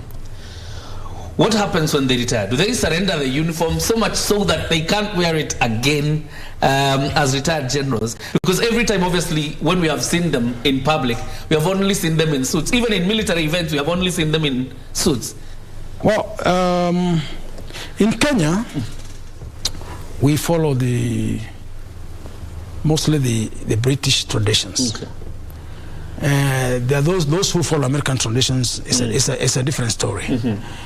Once you retire in Kenya, you cease to wear that uniform. The only time that uniform you keep the general officers keep their uniform. Okay. But they don't wear it. When they pass away, then the uniform is displayed on the casket. But you do not wear that uniform once you have retired. You can keep your uniform, but you do not wear it, because wearing a uniform signifies service, active service. It active service. It doesn't mean that these retired generals do not have a role to play in the KDF matters. Remember, they are walking encyclopedias of military knowledge. So obviously, if there's a requirement for them to be referred to or be consulted, they would be consulted, because they have knowledge that goes way back. They are knowledgeable, Major saying they're highly educated people.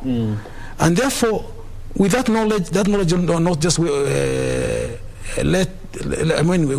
go to waste. And in as much as they do not wear uniform anymore, they remain very relevant within the Kenyan Defence Forces circles, and they can be called upon for advice, because they are now veterans.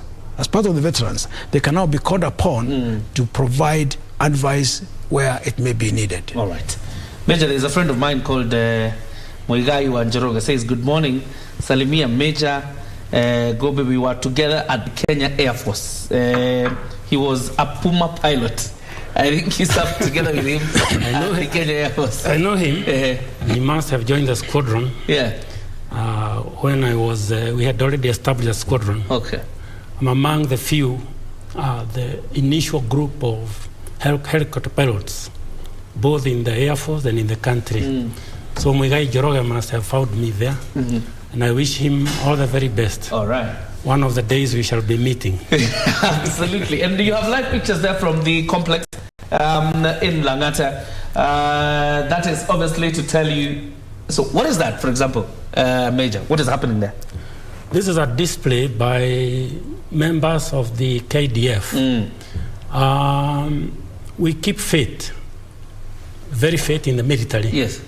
And I don't know the tradition nowadays. We used to reserve mainly Wednesday as a games day. And everybody will go to the field, regardless of age.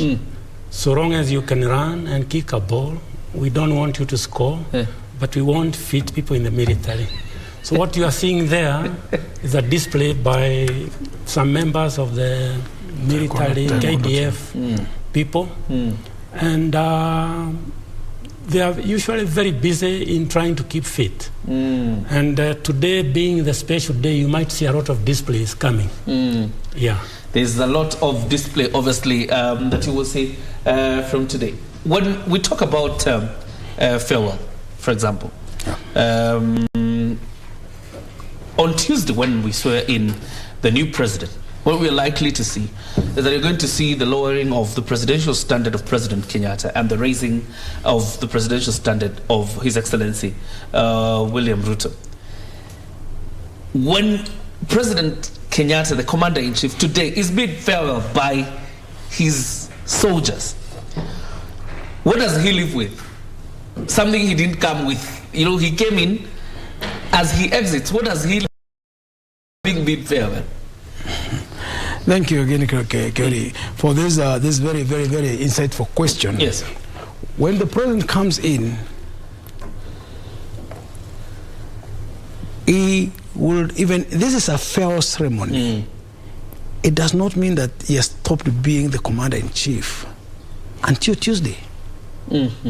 So what he may live with is probably gifts. Okay. Probably gifts that will be given by the KDF to the commander-in-chief in recognition of the time they have served together. Just the same way when a corporate head is leaving, the staff may decide that we'll buy him a giraffe carving and give it to him as a present recognition of his leadership. So he is not going to live with anything that is official, like we are going out to remove his standard and give him the standard, and we're going to take a sword and give him. No, the president is still commander-in-chief until Tuesday, when he hands over now not only the state but the commander-in-chief responsibility, the incoming commander-in-chief. So for this is just a military ceremony to celebrate and recognize the dignity of our outgoing president. So most likely what's going to live with is gifts and gratitudes and that honor of being given the last guard of honor parade by KDF specific, and also the pulling out that will happen out of headquarters, because ordinarily the president operates from State House. The president, as the commander-in-chief, should or can operate from defense headquarters, and that's why he's a soldier and also a statesman. Therefore, what he's going to live out really with from there is the dignity, the recognition, and the respect. All right. For today. Okay. Yeah. Go ahead. Maybe just to chip in to your question. What he'll live with. There is something else which is not visible. He'll live with. the knowledge of the workings of the Kenya Defense Forces. That one is not seen, but it sinks very, very deep. It is not exposed to a lot of our citizenry of the deeper workings of the military. Because in the military we have got all the trades. In fact, from the lowest you can think of, I don't know what law is, but let me say with a lot of dignity. We have got doctors, we have got engineers, we have got cooks, we have got cleaners, we have got pilots, dentists, surveyors. All these profiles in the military, they are available. And all of them, they work in harmony. Let me talk of the Air Force experience. When you see an aircraft taking off, either from whichever base, that aircraft has been worked on very many people to enable the pilots to go and do the mission. He woke up in the officers' mess, or from wherever he's coming from. In the mess, we have got people who clean the beddings and other things. We also have civilians. Then we have got people who are cooking. They are uniformed. Then from there, you have got drivers. Then from the drivers, you have got people who are cleaning the aircraft. You have got people who will make sure that this man has got the gear he will wear while flying. You have got doctors who are checking this person.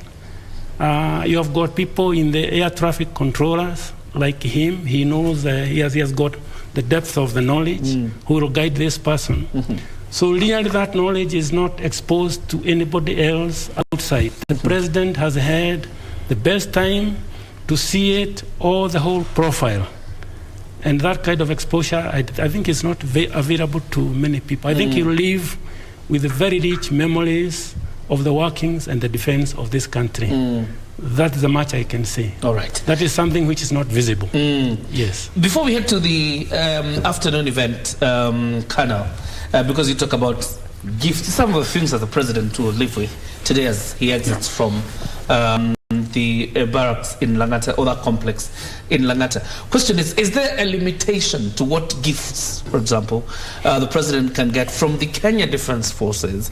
And also, other than, is there a limitation? The other question is, are there specific gifts that the president must get from the Kenya Defense Forces? Thank you once again. I hear you. Let me explain that in giving these gifts, the KDF does not in any way infringe on the law. Okay. So the gifts are guided by the Chapter 6 requirements. And therefore, the gift that the KDF will give or may give, they may or may not, they may give to the outgoing commander-in-chief, are not of an inducing nature. Considering that now, that relationship between the CNC and the KDF is terminating. So basically, they give gifts that do not go beyond the requirement of the law. And therefore they act within the law. But there are really no specific gifts that are stated anywhere that the KDF may give to the outgoing commander-in-chief. It is decided by probably the last time there was a committee for that purpose. It's decided by that committee, we'll give him this, we'll give him this, because after 10 years, you must understand the interests of your boss within those 10 years. So obviously they know exactly the kind of gifts that His Excellency the President Uhuru Muigai Kenyatta may be interested in, and therefore within the stipulations of the law, they will be able to give the kind of gifts that are decided upon. Having said that, I also asked him to add that it's not a must that those gifts are given.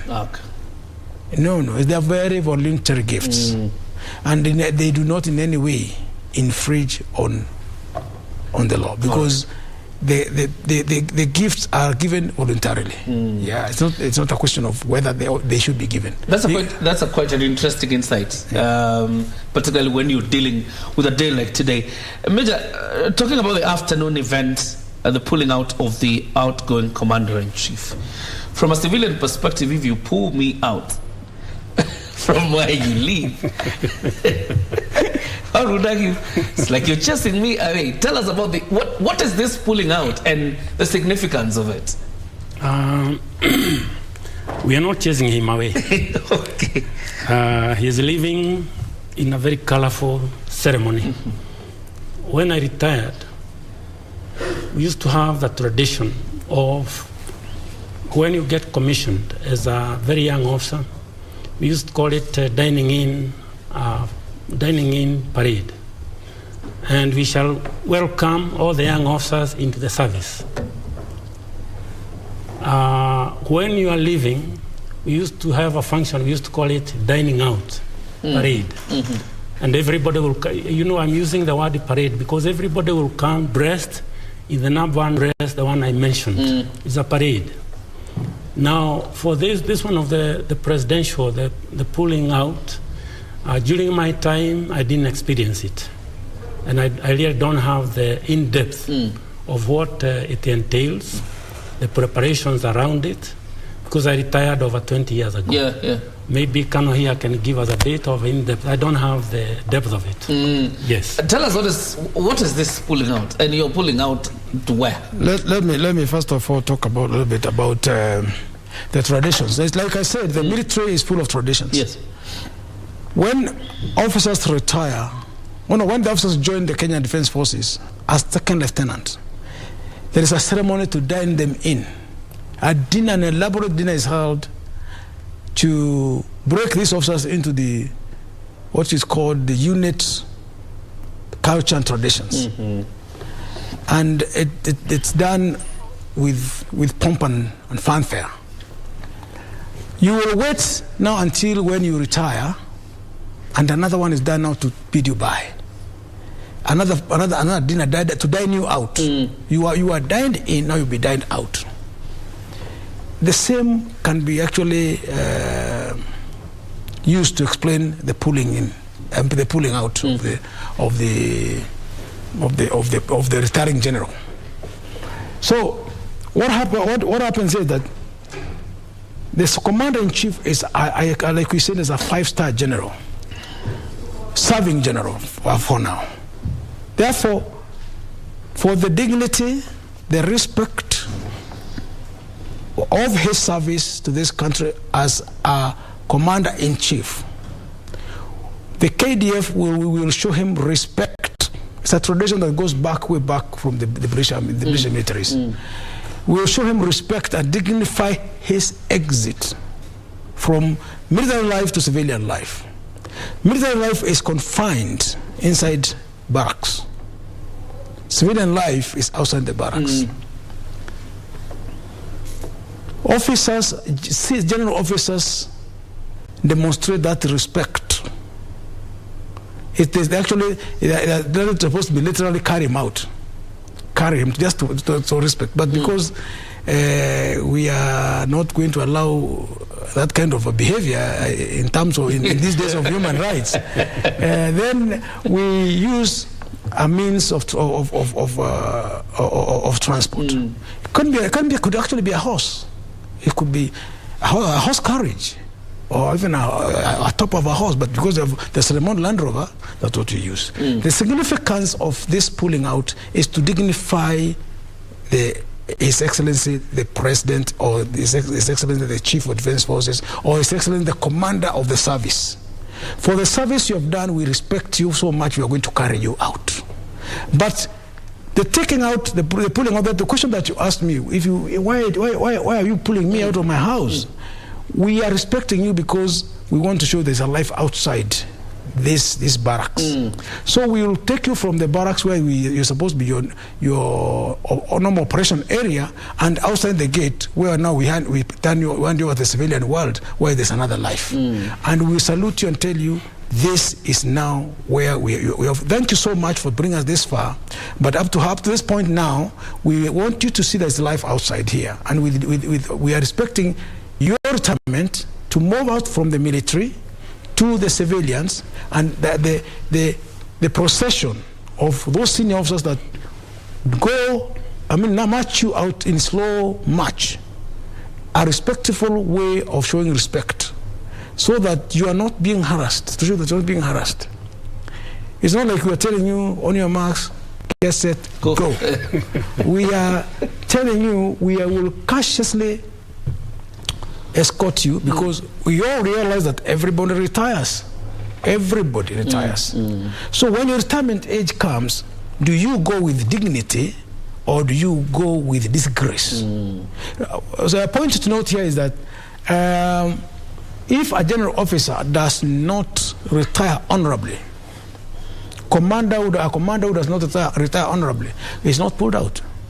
That is the difference. It's not pulled out. That one is given, he kind of exits like silently.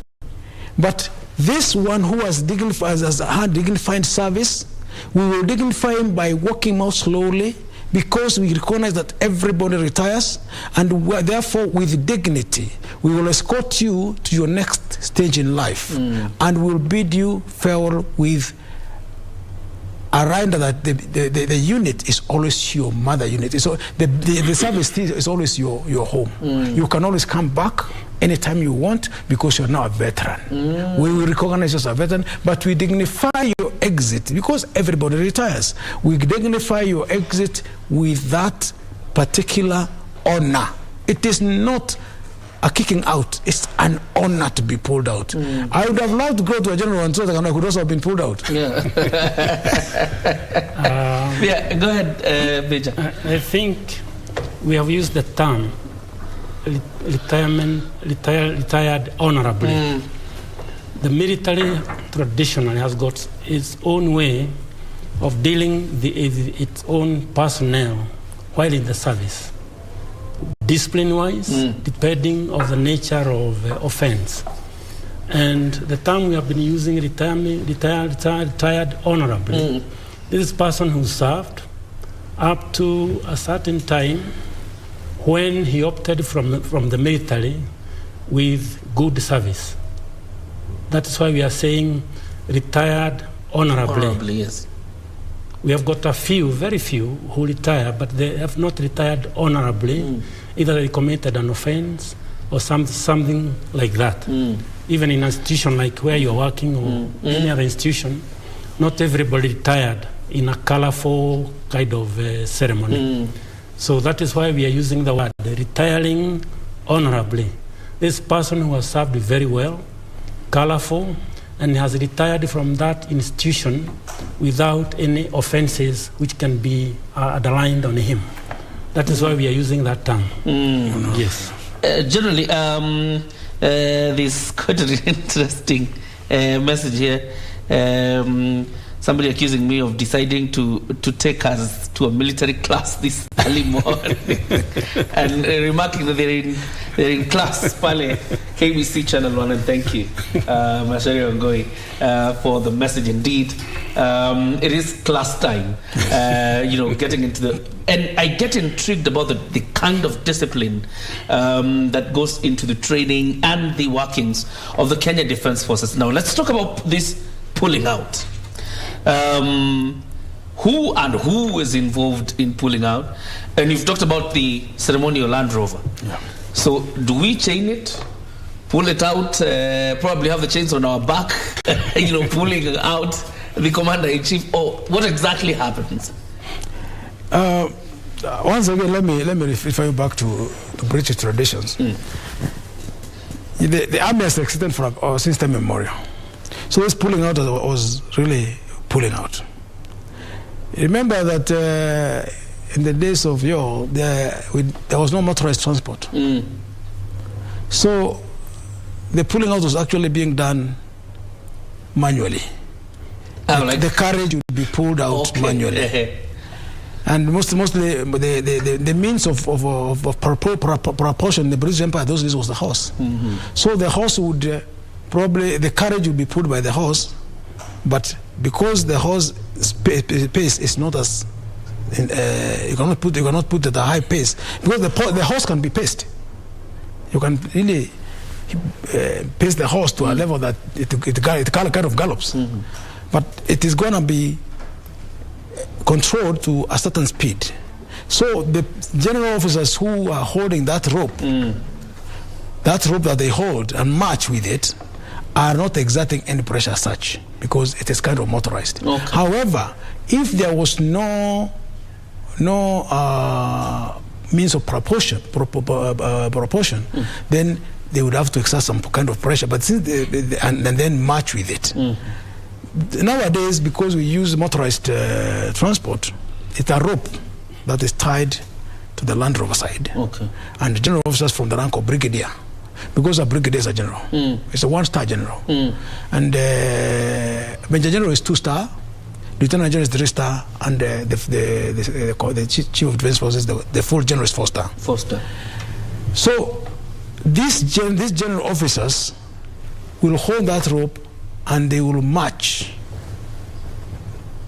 in rhythm up to from where the commander-in-chief will be pulled out up to outside the gate. Significance being that you are now leaving military service with dignity, in honor, and in respect. We, as generals, are exerting ourselves because we love you, because we appreciate your work with us. And therefore, we are taking you to the next stage in your life honorably and comfortably, with respect. So they hold that rope and they march in unison. Again, the KDF is the military has those traditions. They march in unison up to outside the gate, where now the flag, the flag of the exiting general is taken out from the car, his official car, and taken back. Then he assumes the car that he has now, the one that had the pendant, is now goes out the pendant. He goes home without the pendant. Okay. But the thing that now he gives up at the gate is that pendant which was signifying command, and therefore he's no longer the commander-in-chief, but now he's transitioned to civilian world. Just to be clear, anybody below the rank of brigadier cannot touch that rope? Colonels may be allowed to pull, because again, like Major said, we don't have a critical number of those very senior ranks, those generals. Okay. So in the event that there are not enough numbers colonels, who are sometimes also considered to be general rank, they can also become part of that entourage. But if there is enough personnel to form the parade, then only brigadiers and above may. But colonels can be allowed. You remember, if you look at the ranking system of colonels in Kenya Air Force and the Kenya Army, they have the red gauges. The red gauges signifies a certain level of responsibility. So if the brigadiers and major generals and above are not enough to do that work, select colonels may be included in that entourage. And the brigadiers or these generals will also be drawn from the 3 services of KG. Of course, yes. They will be. Very interesting one. And looking at it, Major, probably, and comment about the honors that are given to a soldier from the time they join the force, even after they have exited the force. There are many honors in recognition of the service of uniformed personnel of the KDF. The honors given are in forms of medals. During parade, you have seen people with medals hanging on their uniform. They are of different insignia. They designate some events somebody has taken part in. There are many in profile. For the senior officers, they are awarded medals, and these are gazetted within our profile of the state. During the ceremonies, I think in December, around there, the senior officers, you'll see them being awarded medals, depending on their ranks. Personally, the medal I have, I've got a medal, is called Order of Grand Warrior of Kenya. This medal I was awarded, I think, in 1987. It's a bit of history, now that you asked. There was a time the International Life House here was on fire. Here at the city center opposite Hilton. And there was somebody called Patrick Shaw. I think he was a police reservist, a very huge man. He came to the office and he reported that the building is on fire and there are people trapped on top of the building. Luckily, I was one of the pilots who was there on standby duties. So we went and we discussed on how safely we can rescue the people at the top. The fire was raging all over town. So we rescued, I think, 12 people with a helicopter. And that was a very daring mission because the helicopter is full of fuel, the ones we picked. We have to fly at the top of the building. And we had communication masks all over the place. And you can imagine the helicopter, the blades, but when they are rotating, we call it rotor. You might think it is one blade, but the speed is very high. So we came and saved them, but the blades are rotating around metal masks. And we saved those people. We landed at the far end of Uhuru Park, and those people just mingled within the others. And after quite a long time of staying, we were remembered that there are some people in the Air Force who did a very unique kind of mission. Literally, we are hovering on fire. And also the helicopter, you cannot say you have landed. The weight of the helicopter will crash that building. It's not built for that kind of weight. So literally, we are on full power. And so came and we rescued him. So we were awarded, we were two. We were given OGW as a medal decoration. And it is in line with the question you are asking, how we award our people. Nowadays, it goes even to the people who are taking part in athletics. There's quite a number in the military. They are recognized. We have got others who are doing very unique missions in hostile areas. They are also recognized. And now that I mentioned that event at the Life House, I think our people are unique in a way that that time when we came to rescue, we had very many people crowding at the bottom of the building. All over Hilton, it was crowded with the people, watching the rescue as if it is a football match.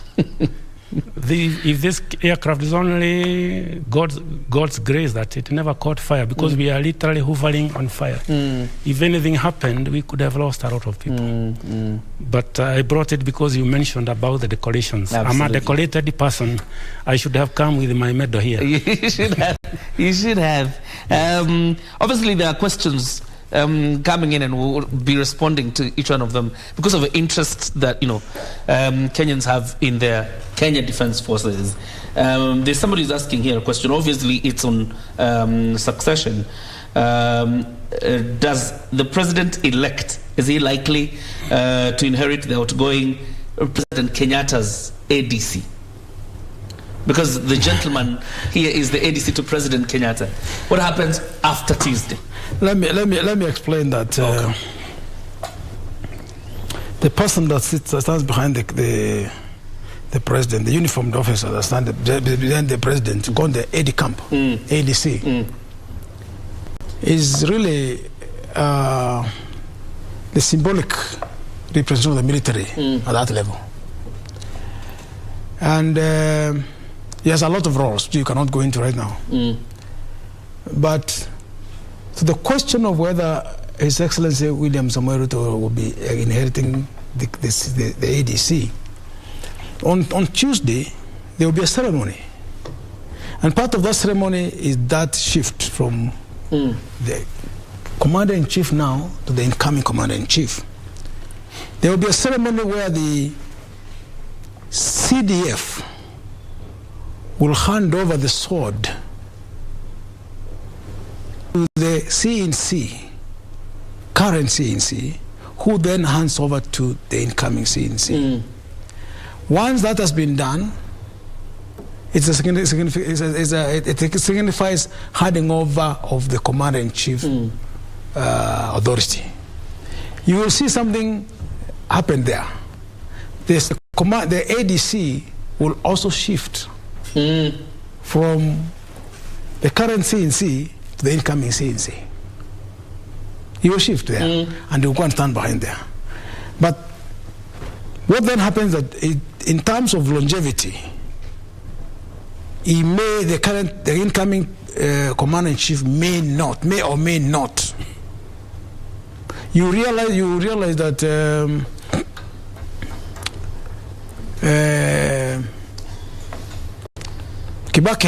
President Kibaki and several ADCs. So after some time, an ADC may be retired, not retired from the service, but retired from being a commander, an AD camp, and a new AD camp will be brought in. The military will be consulting on the selection of the AD camp. So the military selects the AD camp, who is going to go to the CNC. Because honestly speaking, the commander-in-chief may not know who are the suited persons to serve that responsibility. So the military will be consulted, and then they will make nominations to the president. The president will select one of them.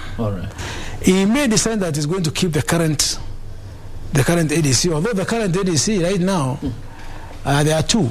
There is a lady and there is a gentleman. I think the gentleman was promoted to the rank of a brigadier. But the rank of normally the rank of an ADC, the president, is a full colonel. So he may not be continuing as a brigadier. The president may also decide that he wants a brigadier to be the ADC. Yeah, it is not a question. You know, the commander-in-chief is so powerful that he has the final decision in everything that is being said.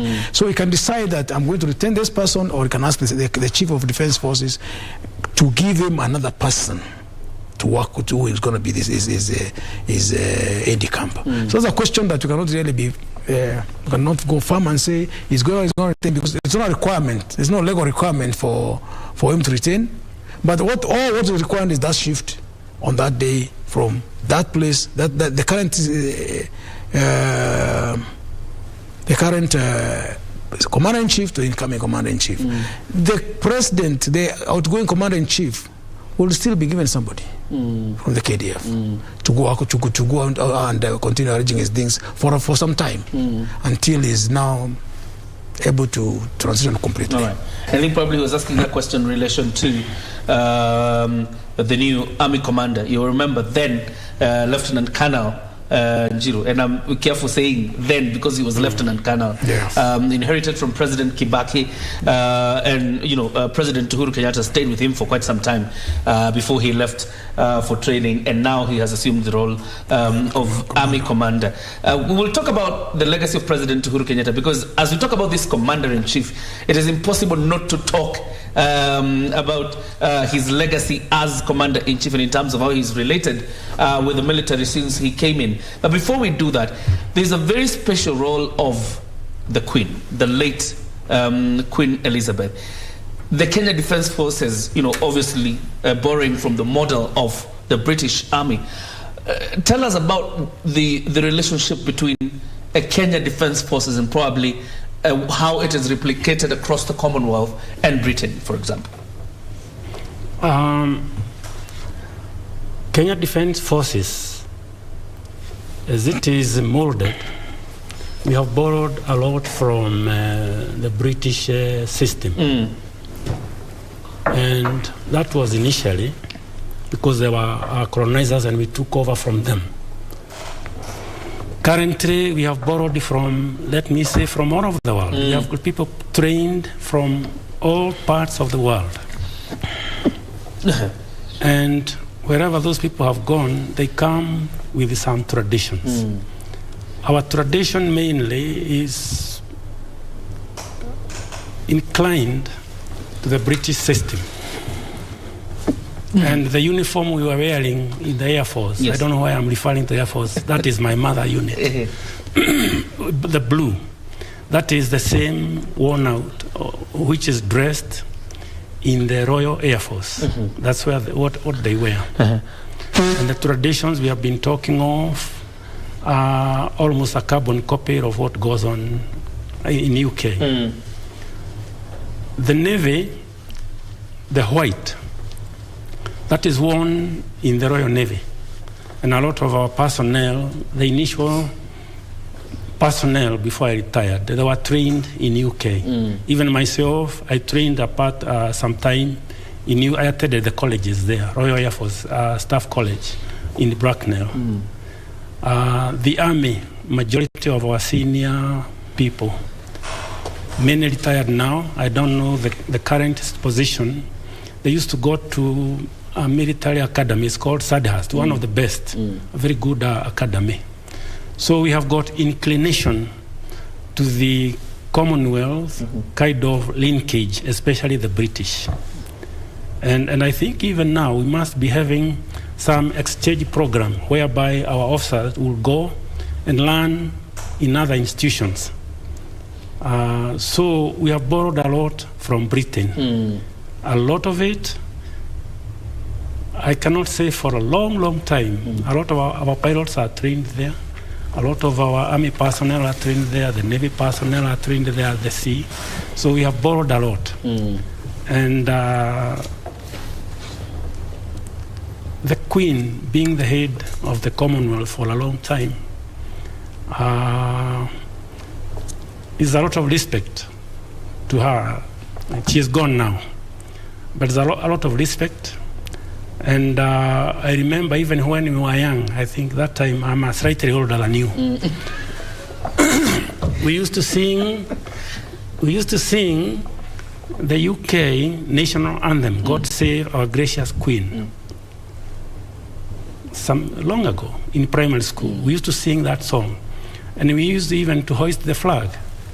So really, we have got a lot we have borrowed from the Commonwealth, and especially from the head of the Commonwealth and her country, the UK. All right. Yes. Let's take a breather. Of course, when we come back, not a breather really. We are going to Ulinzi and link up with one of our reporters, Ben Chumba, and tell us, the mood on the ground before we come back. And I'll allow you also, Julius, to also talk about, Her Majesty, the Queen, and probably some of the strategic partnerships that the Kenya Defence Forces have with Her Majesty's government. Now it is His Majesty's government, because obviously after the exit of Her Majesty, Queen Elizabeth II, Prince Charles is now His Majesty King Charles, of course, in charge of the United Kingdom. Now, Ben Chumba, good morning. Probably a quick update on the events at Ulinzi Sports Complex in Lang'ata. Chumba.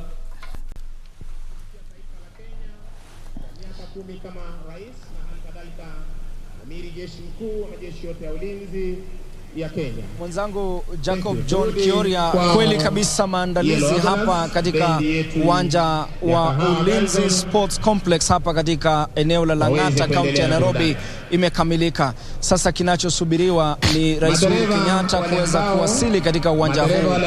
Kumbuka hii ni hafla ambayo imeandaliwa na majeshi ya Kenya ya kutaka kumuaga Rais Uhuru Kenyatta ambaye anastaafu kama amiri mkuu wa majeshi nchini baada ya kuhudumu kwa miula miwili. Unavyoona kwa picha pale ni maafisa wa majeshi kutoka vitengo mbalimbali tayari wamechukua nafasi zao katika maeneo ambako watakuwa na keti. Wale maafisa wamekuwa wakikagua hapa mitambo ya sauti ama ukaguzi wa mitambo kuhakikisha kwamba kila kitu kiko shwari. Tumeweza pia kuona kwaya mbalimbali wakifanya maandalizi ya nyimbo ambazo watakuwa wanatumia ama watakuwa wanafanya ili kuweza kutumbuiza wageni mashuhuri ambao wanatarajiwa kufika katika uwanja huu wa Ulinzi Sports Complex hapa Lang'ata. Labda tu ni kuarifu mwenzangu Kiori ni kwamba wageni mashuhuri tayari wameweza kuwasili. Hapo mwanzo tuliweza kumuona mkuu wa majeshi ya ulinzi nchini Dr. Robert Kiboshi ameweza kuwasili takriban dakika 35 zilizopita. Pia mwanasheria mkuu Paul Kiara ameweza kuwasili katika uwanja huu wa Ulinzi Sports Complex kusubiri tu sasa ile sherehe kuanza. Pia tunasubiri wakati wowote kutoka sasa waziri wa usalama Dr. Fred Matiang'i pia anatarajiwa kuweza kufika katika uwanja huu na kuweza kushuhudia hafla hii ambayo imeandaliwa na majeshi ili kuweza kumwaga Rais Uhuru Kenyatta ambaye sasa anakamilisha miula yake miwili na anakwenda kustaafu. Kwa hivyo basi ni hafla pia ambayo tunatarajia waziri wa ulinzi pia Eugene Wamalwa atakuwa anahudhuria. Kwa hivyo kinachoendelea kwa sasa tu ni wale maafisa wanajaribu kuhakikisha kwamba kuna mpangilio katika uwanja huu. Wale ambao wanaketi, wakisha keti wanaarifiwa kwamba wasije tena wakaamka na kuzunguka, kwa sababu wakati wowote kutoka sasa Mheshimiwa Rais Uhuru Kenyatta atakuwa na wasili katika uwanja huu. Kwa hivyo ni hafla tu ambayo haijalete watu wengi sana, kwa sababu tunapoona ni wale maafisa ama majeshi tu mbalimbali ama vikundi mbalimbali vya majeshi wameweza kuwasili katika eneo hili. Alafu pia kwa upande wa raia tumeona tu kwaya mbalimbali ambazo zinatarajiwa kuweza kutumbuiza wageni hapa na wanahabari. Kwa hivyo hii sio hafla ambayo unaweza ukasema kwamba Wakenya kutoka tabaka mbalimbali wameruhusiwa kuweza kuingia. Kwa hivyo usalama ni wa kiwango cha juu kabisa. Tunapoingia pale kwenye lango, maafisa wa usalama wanahakikisha kwamba wale ambao wanaruhusiwa kuingia katika uwanja huu ni wale ambao majina yao yalikuwa yamewasilishwa hapo jana.